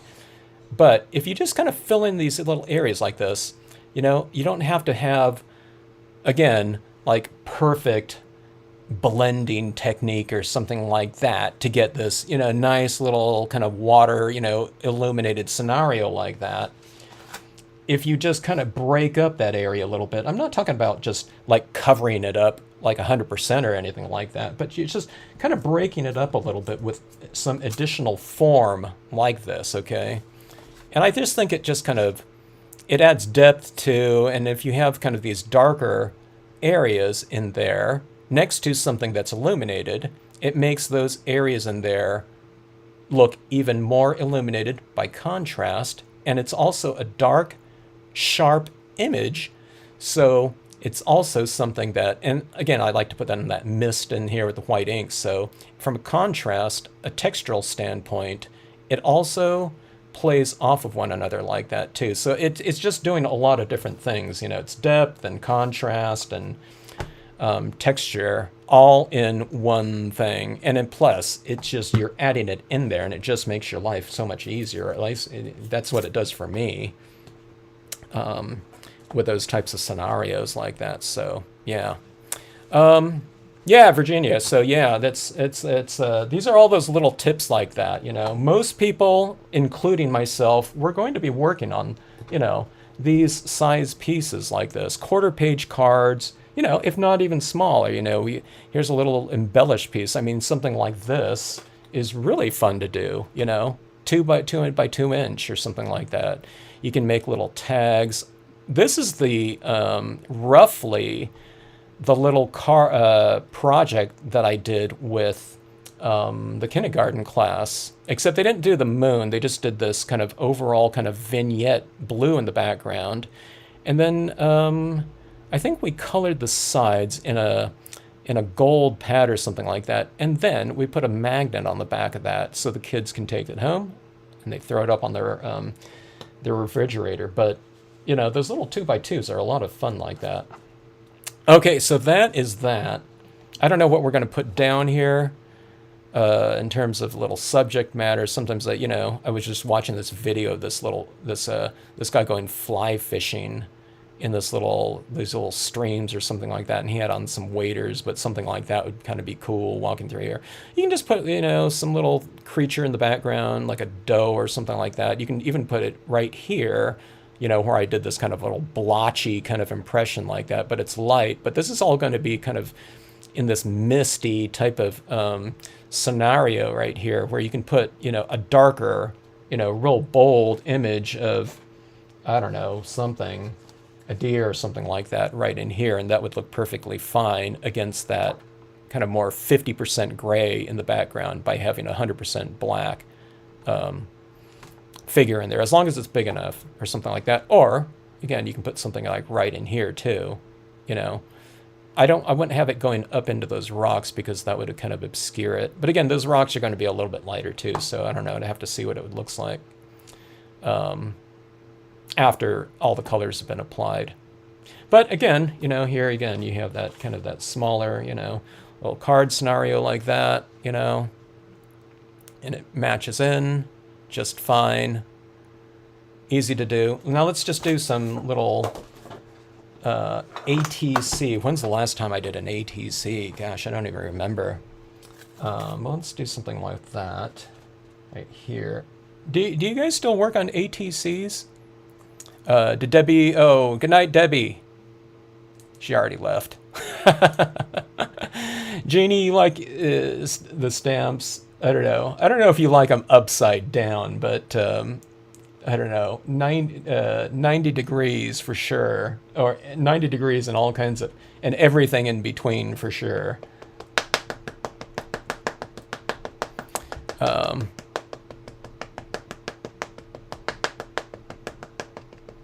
Okay, let's see here. Okay, so this is an ATC. Let's do something like this. Oh, you know what? I got that that rainbow holographic material ink. So, anyways, stamped out like that. Down. I should have held that down a little bit longer. I forgot I was stamping in clay here. But let's just throw that down there, and let's throw in a little bit of this foreground like this. I think my pad's starting to run out of ink here. I don't know what the temperature is for everyone out there, wherever you're at. Mild, but if it's hot, I hope you're staying nice and cool and hydrated. I was at this finals competition for my son's sport, and we had to drive inland a little bit. Michelle will know this is, but it's out there by Riverside, Moreno Valley specifically. And in this gymnasium, this parkour gymnasium, they can't, air condition those places. It's this big cavernous, industrial type of thing with, I don't know how many thousands of square feet it is, but there was probably 300 people in there. The doors were wide open. It was like 100 out. It was 100 degrees out there. And I got zapped with, I don't know, hydration there. I've been so sluggish afterwards, and I wasn't doing anything. Can you imagine all the kids that were kind of, doing all their competing? I was just standing there, and it wiped me out. I must be getting old. Or old, not getting. Okay, let's put this little fisherman in here. I mentioned that little guy. Or potentially putting one in there. Let's put this ATC, so we have this waterfall going on in the background. And I've wiped this off right here so the shadow and reflection of the water will be lighter so that it won't obscure this foreground little element down here. This. Okay, so we have a little fisherman there standing in his little favorite secret fishing spot, waiting for a fish to rise. Let's see, let me put a little bit of a texturing in here, because he's not supposed to be standing in something that's, I don't know, 5 feet deep or 10 feet deep or something. Maybe it's deeper in here, but kind of more like stream, like fly fishing or something like that. So you can have those little rocks in there where you can see below the water, and then when you add the water in here again, something like that. But this would be a little fun little area. Maybe, I don't know. I haven't embossed on little ATC sizes before, but here you go with that little type of thing, again, here's a smaller piece right here. You can see how much lighter I stamped that one out, but that'll be in the mist or something like that. It's like his dream scenario, But here you get this. This would be kind of interesting now that I think about it. You remember those little, I don't know, I think I've seen cards like this before, but God, it's been a long time, but where there was like a, people, I don't know what you call that. It's like not embedding, but like say it was something like this. So you have this smaller piece, then it's larger and then larger. So it's like spotlit, extreme spotlit or raised. Then you have that, and then you have that. Or this can just go right there. See how that kind of matches in like that? That'd be cool. This would actually be kind of cool like that, to have this little spotlight area. If I had a spotlight area where this is colored in like this, I think I would do this in a little bit of a frame, though, around it, just not just dropped right in there. I think I'd want it to have a little bit of a border around it in whatever color scenario it would be, right? But anyways, yeah, I don't know, yeah, wouldn't it be cool to do something like, a larger piece, then you kind of do a little bit of like a frame around that one. This one's hanging off the bottom of this, but if you planned it out, you can do something like this. And like I said, I wouldn't put, the trees aren't in this one, but you can do something like this, frame it off, and then you can do something like this, and then this would be, have kind of framed off. I don't know if I would do this out here, but if it was just like something like this, I don't know, that'd be kind of cool. I don't think it would take too long, because I don't know if you color this one to completion, maybe just leave this one just monochromatic out here. I don't know, but it might be kind of cool. Like I said, this isn't something new I'm making up on the spot, but I think I've seen stuff like that before in terms of a project like that. But I don't know, I forgot what those were called, if I even knew what it was called at the time. But that would be kind of interesting, though. So again, it's just working from small to larger, and, I mean, there's no limits, I guess, is what this whole point is, in terms of how much space you can cover or how little space you need to make a full, I don't know, kind of scenic statement, I guess you can say. This one's background, foreground, midground in here, and focal point in there. This one just has more of it. But that being said, in something like these smaller scenarios, in terms of our focus and, I don't know, just a general kind of overall continuity, with something like this, though, everything gets really busy, right? So what I like to do is I'd like to simplify things with kind of a real easy kind of color scheme or lighting scheme in this. So it'd be something like, the light would be coming from up here, and it would probably be coming right down here. And we'll redarken in some things a little bit more in a grayscale or whatever color scheme you want to use, just to simplify things so it doesn't look so kind of cluttered and busy like that. But anyways, yeah, I'm trying to think of what I would do in here or what color scheme I would use. Yeah. Let's see, your dad had his own fishing pond in the mountains. Oh my gosh, that would be so awesome. He had a rock protruded where, yeah, that was his spot right there, It's like a little fisherman's dream to have your own spot like that, Fishing and surfing. The surfing secret spot, though, is harder, But the fishing spot, could be. Unless you have, if you live in Montana, easier than if you're living in like California, probably, for that little secret spot. I don't know, but then again, like the Sierras, there's a lot of spots that you can get up there, but it's probably not going to be very close to someone's home. Let's see, and you mount each layer on black. Yeah, some kind of thing, huh? A little bit of perimeter on that, I don't know, whatever you call it, embedded or whatever pieces are, or raised pieces against something like that. It sounds like a pretty good little project to do like there. Tunnel card, is that what it's called?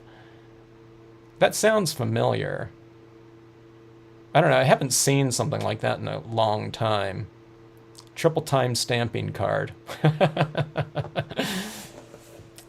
And something like this would be, cool too. I wouldn't have the moon in there because it's, you can't like have that in there, but going like something like that. It would kind of be cool to kind of work these different scenarios, maybe where you do it you know, like dead center, and then you have another piece out here, it's dead center. Or you can go with one of those things where it's like going in the corner like this, and it goes out like that, but it's like one whole like continuous piece.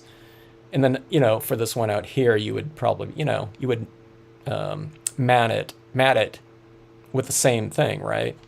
So, I don't know. We'll have to try something like that with these pieces. I haven't done one before. I guess on something like that, it would require a little bit more planning from start to finish. I don't think it'd be too hard, but a lot of times I just don't plan at all. So it'd be like a huge, you know, difference in terms of how I stamp, you know, which is like, you know, my planning is, okay, this is going to be on a late and 1/2 by 11, and let's start with this waterfall, you know, and I just kind of go from there. Yeah, you would have those spots in Maine for sure. Yeah, when I had whole, you know, all of Acadia to myself, it wouldn't surprise me at all, you know, the amount of area that you can have. You can't have all of Acadia to yourself anymore, though, but I'd imagine the other, you know, other parts of the state, you know, that would really be something. Okay, so I'm going in and I'm adding in some additional textures in here.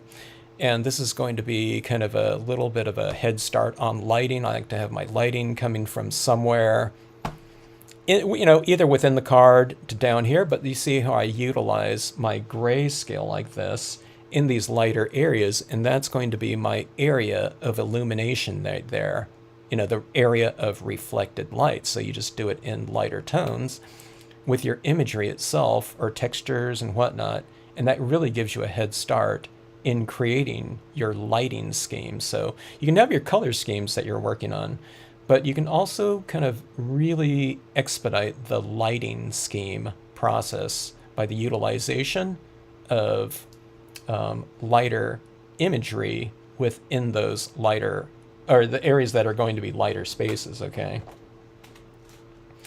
Let's see, I don't know if this one would be too big for this one. Let's blot it off first. How's that? Okay.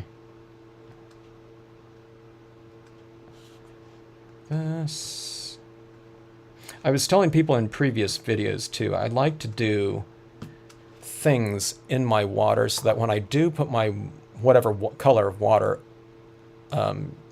colors over the top of that, it'll look like the water is more transparent and clear and everything like that. So if you put rocks under in your bodies of water, it will look like that, especially if it's close. You know, if I'm doing an ocean, you know, and I'm not putting rocks under the water that are, you know, a mile away or something like that, but closer to the shore, you do things like this, and it looks like, you know, much clearer water. It tends to be a little bit more inviting looking.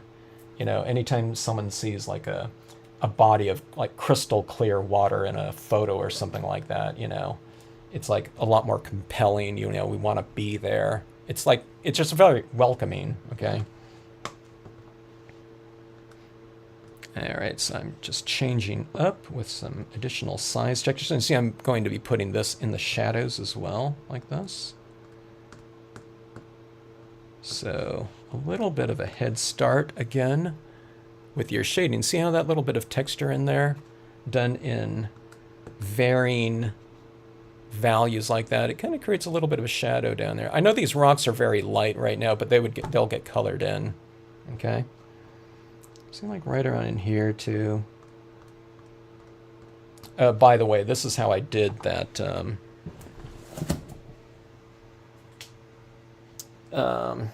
that piece in here. You can see the sheer amount of, this is like an extreme version of this one where I wanted this whole forest floor to look like it was just burnt to a crisp practically. But again, it's this rock right here and the larger one.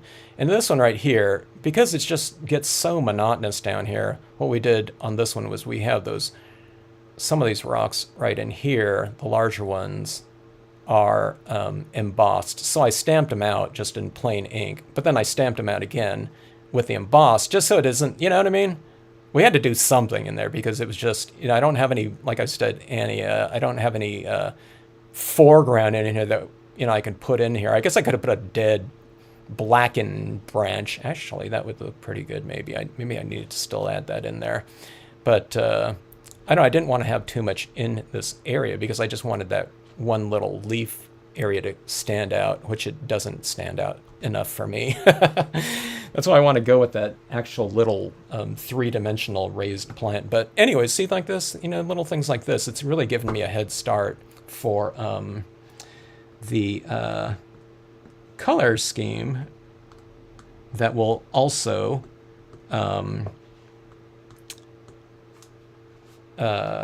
create our lighting scheme by how much color we apply in certain areas like that. So, yeah. Oh, hello, Linda. Good to see you.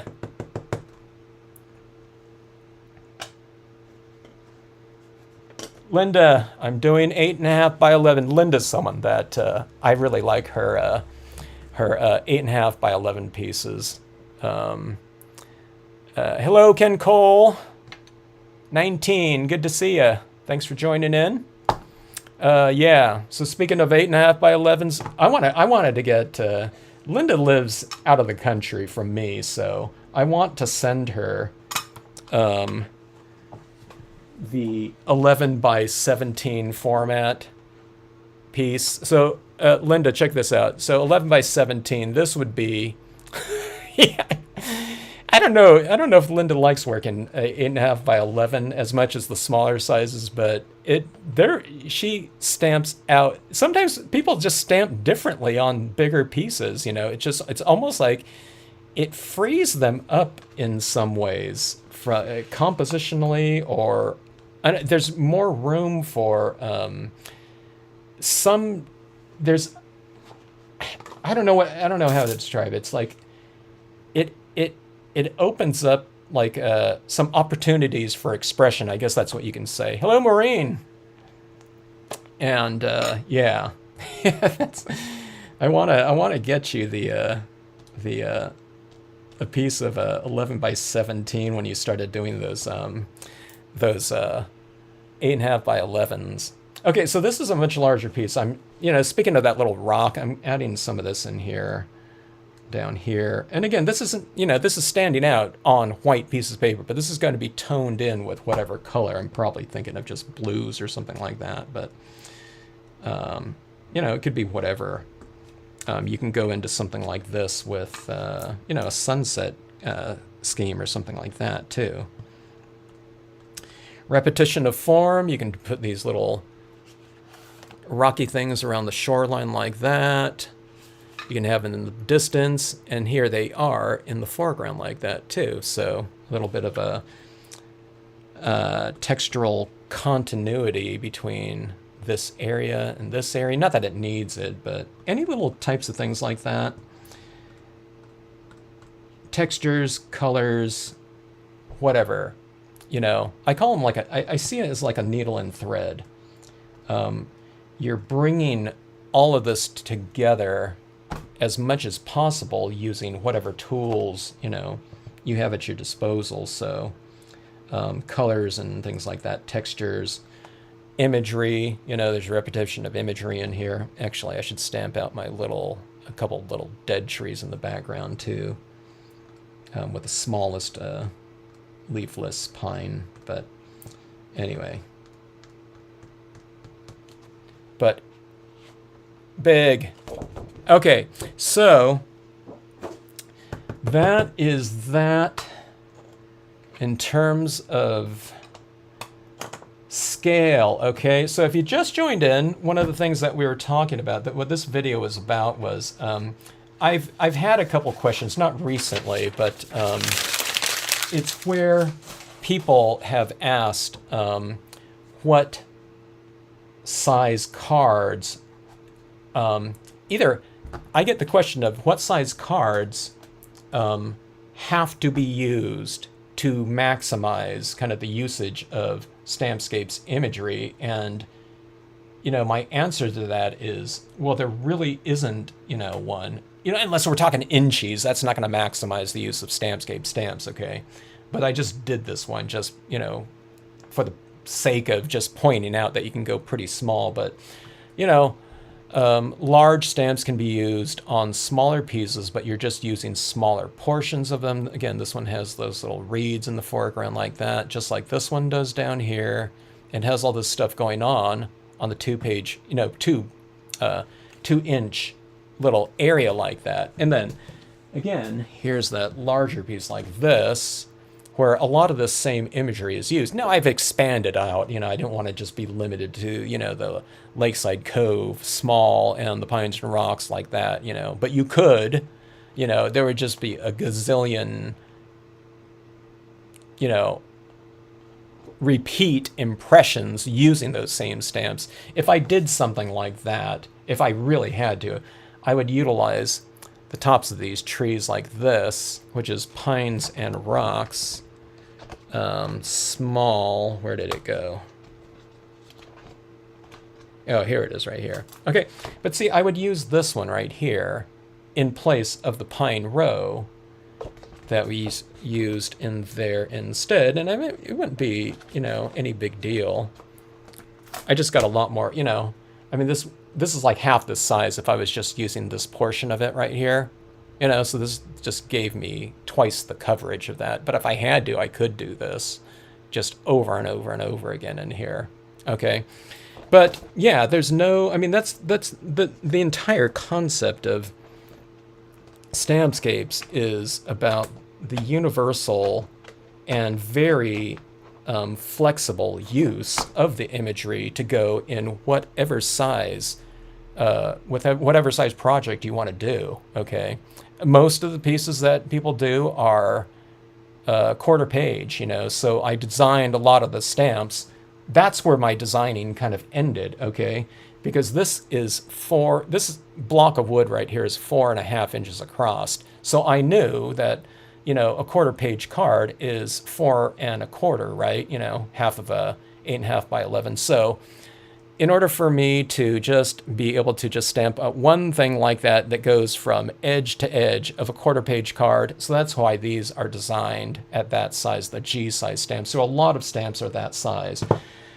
This one right here, again, it's the same width as this, roughly, that give or take like 1/8 of an inch or something like that. But that's why these things are designed that way, okay? But again, they can be repeated over and over. But then, like I said, that's just for the ease of things like that. So that's why those are that way. That was my thinking when originally planning these things like this. So you get all these different scenarios and different things. One of the things I love, a lot these days, I used to just call them, kind of an elongated card, but, wherever that slimline kind of terminology came out, a lot of people are doing those types of cards. I don't know if I have one right here, but I really love, even like something like this, if you're doing, a piece like this, and you had, I don't know, these trees up here. In this case, you'd have a little bit more water space down below. That would look really cool. But see this right here? I mean, you can see this is like a slimline type of scenario like this. Okay, so let me just take this and I'll just, I cut off 1 inch off the bottom, by the way, off these things so I can mat them, But if you took any type of little area like this, like this area right here could be a really great slimline, you'd have that foreground down there like that, the background, the mountain up in the distance, But anyways, anywhere around here could be a really good scenario. Or if this was a slim line this way, it'd just be like this, like on here, it'd go a little bit more like this. Or if you just wanted to do this foreground area down here, like that, that could be a scene like that, right? So, it's unlimited. But I do get where those questions come up, though. When people are used to having to really utilize their entire image, for that image to make sense. Like if it's a figure of a person, you're not going to just be using them from the waist down or something like that, or, half their body, or you're cutting off half the head or something like that. That doesn't make sense. But, having little bits and pieces of this waterfall or this rock goes off the page by this far, that's different than if you have, a person in here that's laying down on the ground, you're cutting half their body in half or something like that, or their head's going off the page. That's, a different scenario, or if it's a word stamp or something like that. But nature elements, you're just using them for like textural things, you're using them in an entirety, partials, whatever you want, and for whatever size you want to use them in. So That's the concept right there. I'm telling you guys, but I was mentioning earlier, like, I don't know, whatever, an hour into this video, well, there was someone that was a newbie to this, so, it's a good kind of a lesson for them, but, any size, any shape, any whatever.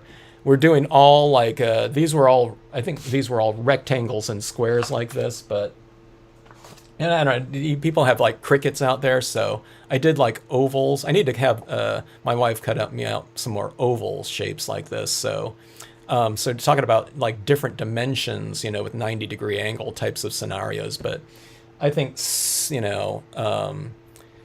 all kinds of other shapes and things like that. And I have a piece that I'm going to be doing for Halloween. Let me see, where is it?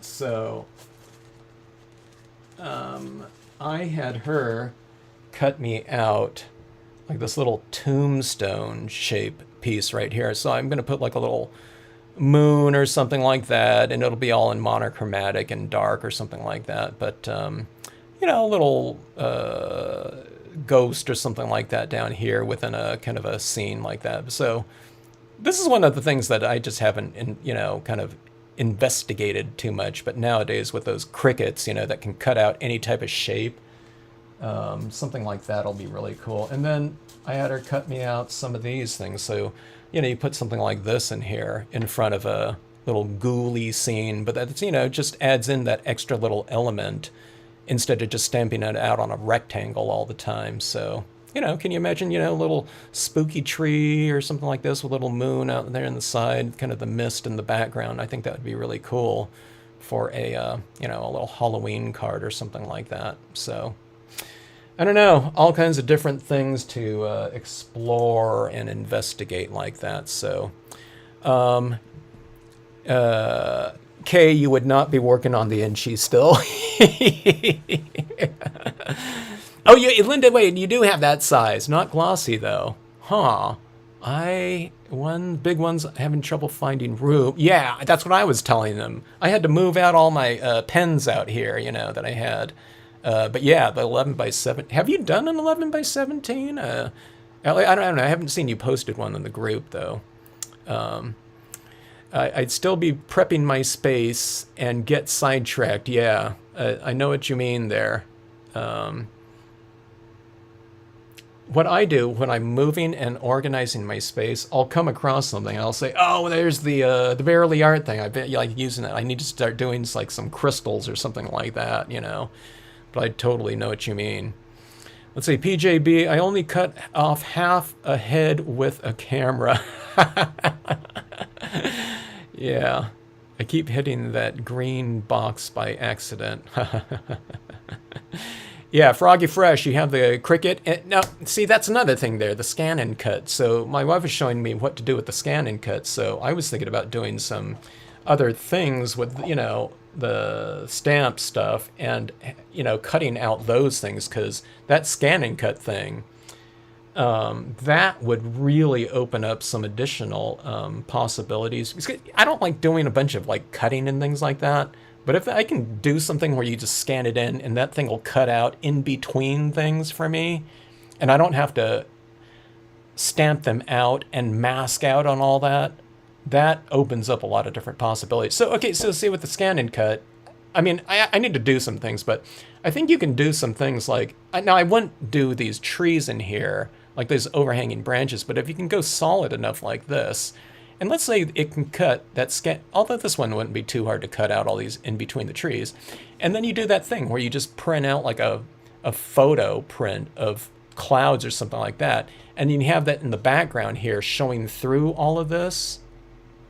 I think that would be a really cool look, to have those clouds in the background there. Just blue sky and some clouds in there. Or you can do a sunset or whatever type of color scheme like that. But see, that's something that there's no way I'm going to mask off all these pieces like that. And to get that color scheme going on the background and then the peel off, that's just too much work for me. But that scan and cut would answer a lot of those different types of issues and just do it, mechanically or whatever. I don't know how to do all those things. I got to learn how to do it though. Yeah, and like the cricket, you know, I don't know. I just asked my wife, hey, I need to, you know, can you cut me out some circles, please? What size is your oval? CJ, let me see, like that. This one here is 6.5 inches wide by 4 and 5/8 high. I think you just go by the side though on that shape though, don't you? And this one right here, this one got cut off here. That's one of those things with this Canon because you got to know where it's cutting, right? But I had her cut. See, I want all my things matted, so I say, you know, when I just said, oh, just cut me a, you know, like a few of them, and then cut me out another one that's like a 1/2 inch wider, so that when I mount this, can you guys see that right there? So when you mount this on here like this, every time I go on like that, it blurs up. But you see, I have that little border like that, you know, so any type of those things like that, it's, God, it's so easy on those crickets just to designate that size that much bigger so that you have your, you know, you don't have to cut out this, you know, oval piece, you know. Again, it's just all done automatically. So, yeah. Oh, you thought I was talking about an actual cricket, like Jiminy Cricket or something like that. Yeah. Oh, by the way, so that other oval size piece is the 7, yeah. So 7 inches roughly right there. But then again, it's like this. Although it'd be kind of cool to kind of mount your piece like this, huh? With this thing going off like this. And then you can go like this out here. Okay, so all kinds of other things. And two, one of the things about this too is, you know, with those crickets, you can have these pieces, like say you're matting one like this. My pieces are usually a lot, you know, colored in, so this white really stands out. But you can do another border like this, and if you know you're going to use blues, then, I don't know, have another one out here that's a version of blue or something like that. That would be kind of cool. Yeah.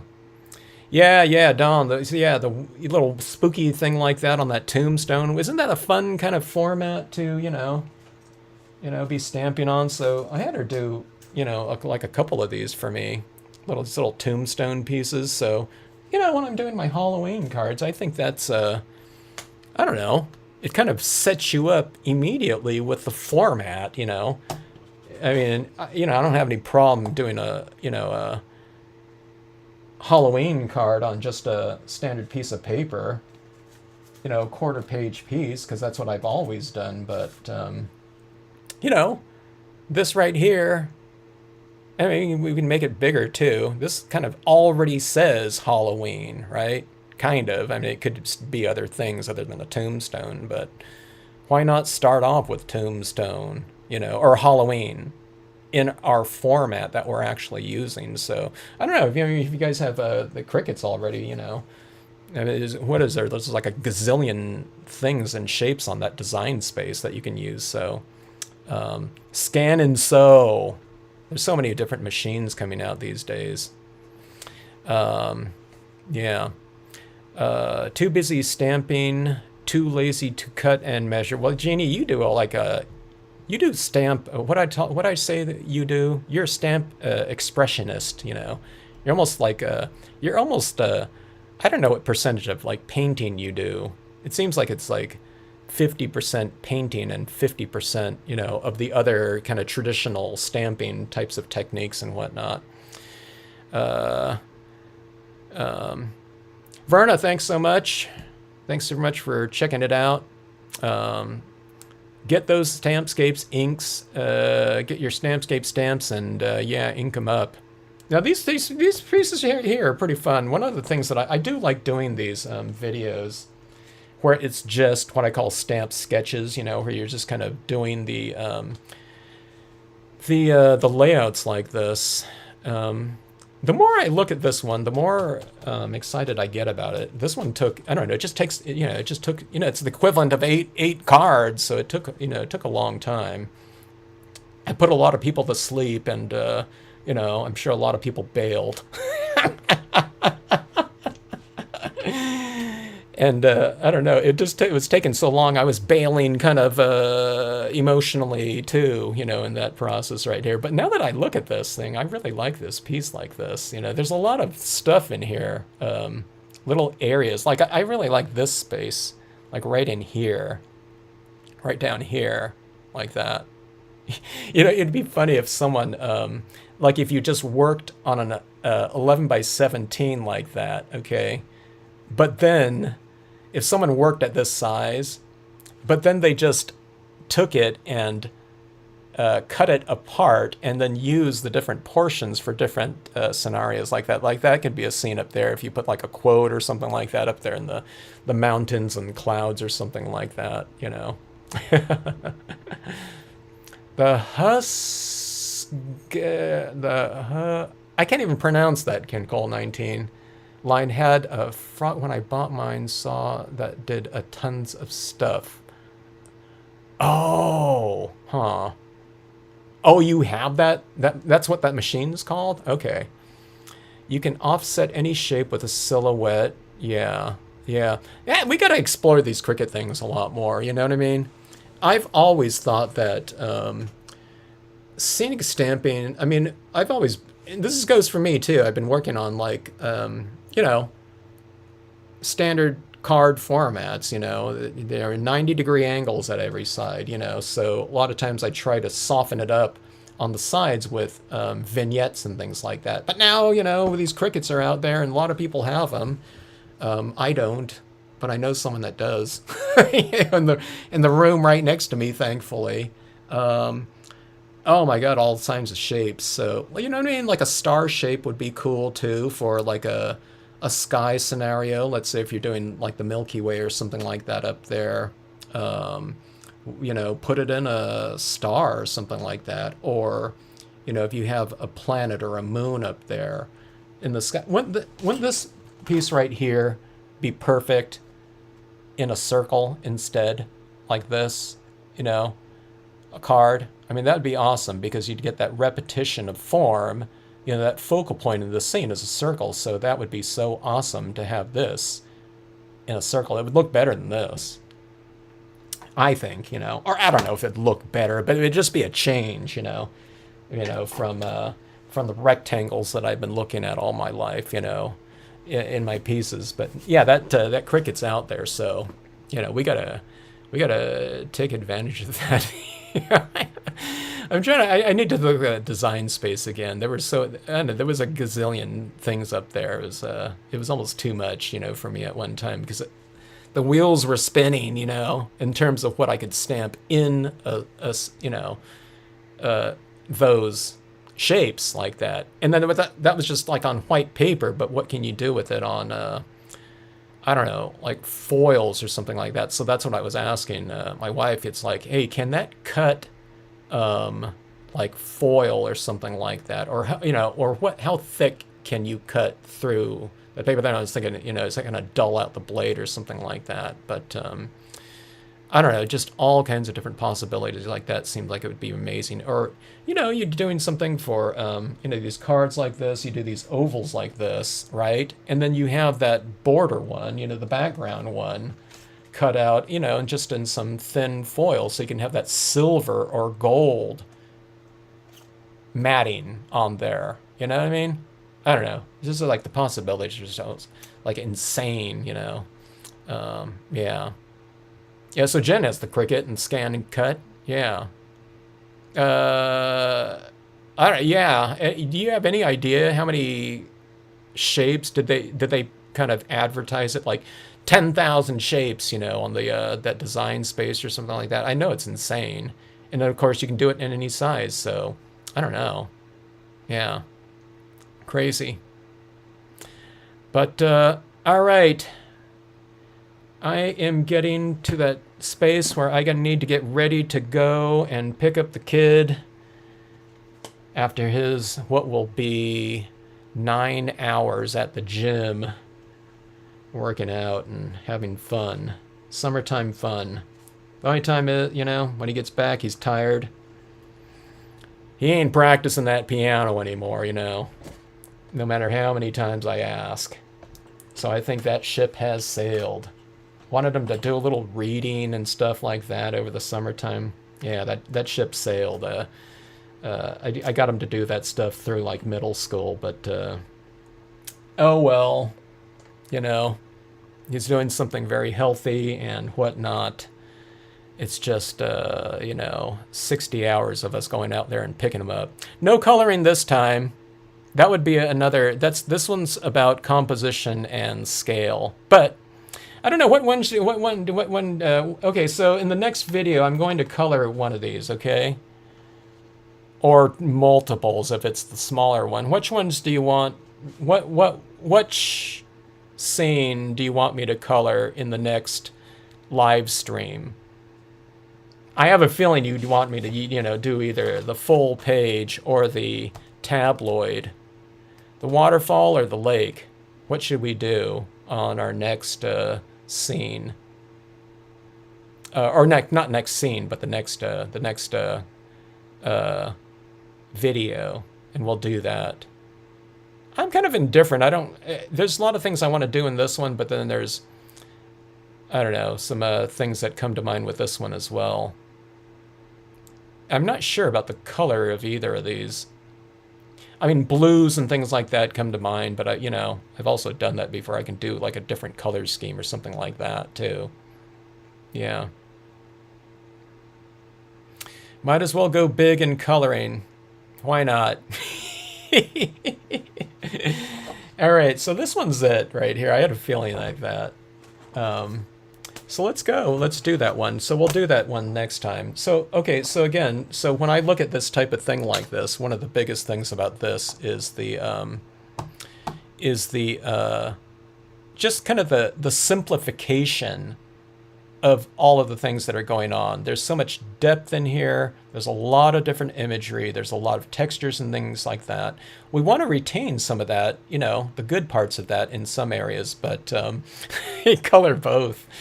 Okay, I'll see you guys here at 8 a.m. to 5 p.m. tomorrow. I don't know how long this is going to take, but you'll definitely see the value of re-inkers when it comes to these pieces right here. But yeah, again, the simplification of a lot of these different forms here through shading and the retention of light in some of these other areas like that. And we'll see how that looks right here. But I'm excited to do it. Yeah, just like something different here. And I'm trying to think of other things like this that I can add in.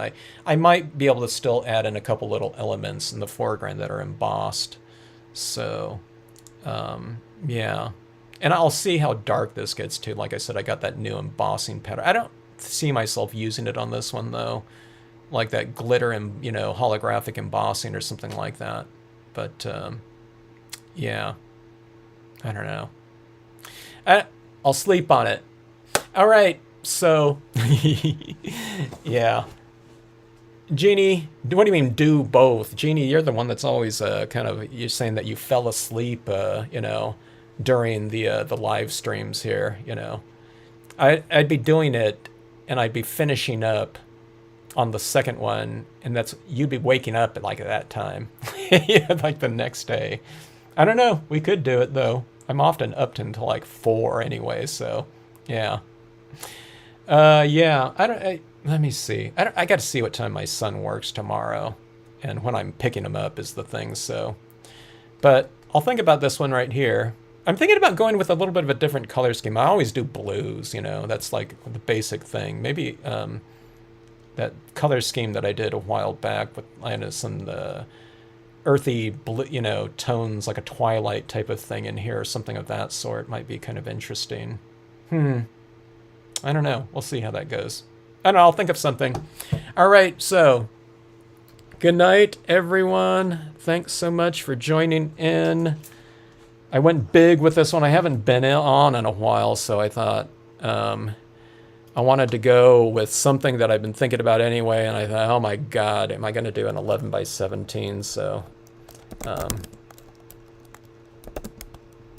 everyone for joining in.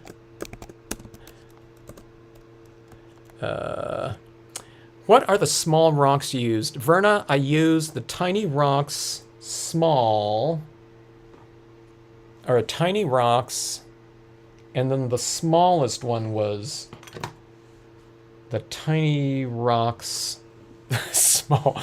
So there's tiny rocks, and then there's tiny rocks small. The I use the larger ones like in here and in here. But then I also use the smaller one too. The smaller one, I use it as texture, but it almost becomes like tone when I use it like so much right there. Purple Mountain's Majesty. I was thinking about like a purple color scheme like that. That might be kind of interesting.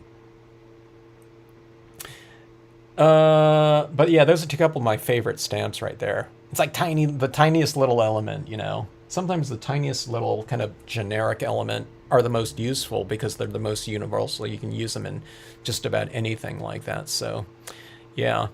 All right. So, anyways, yeah. So I did the 11 by 17 right here, and the full size at 8.5 by 11. So everyone's assignment is to go and use your stamps by doing maybe like a 5-foot mural on your bedroom wall, and then let me know how that went in the next live stream. Like that. All right, does that sound good? All right, good night, everyone. And for those that might be on in the background there, thanks for joining in to all of you too, and checking out the live stream. And looking forward to finishing these ones off right here and seeing what they come out like. I don't work on these large sizes too often, but when I do, I really have some fun at it. I tend to forget about that though, because how many times are we going to be going and saying I'm going to stamp out a 11 by 17? You know, it's a little bit daunting for me too, and just in terms of the time expenditure. But I don't know. There's different things that come out.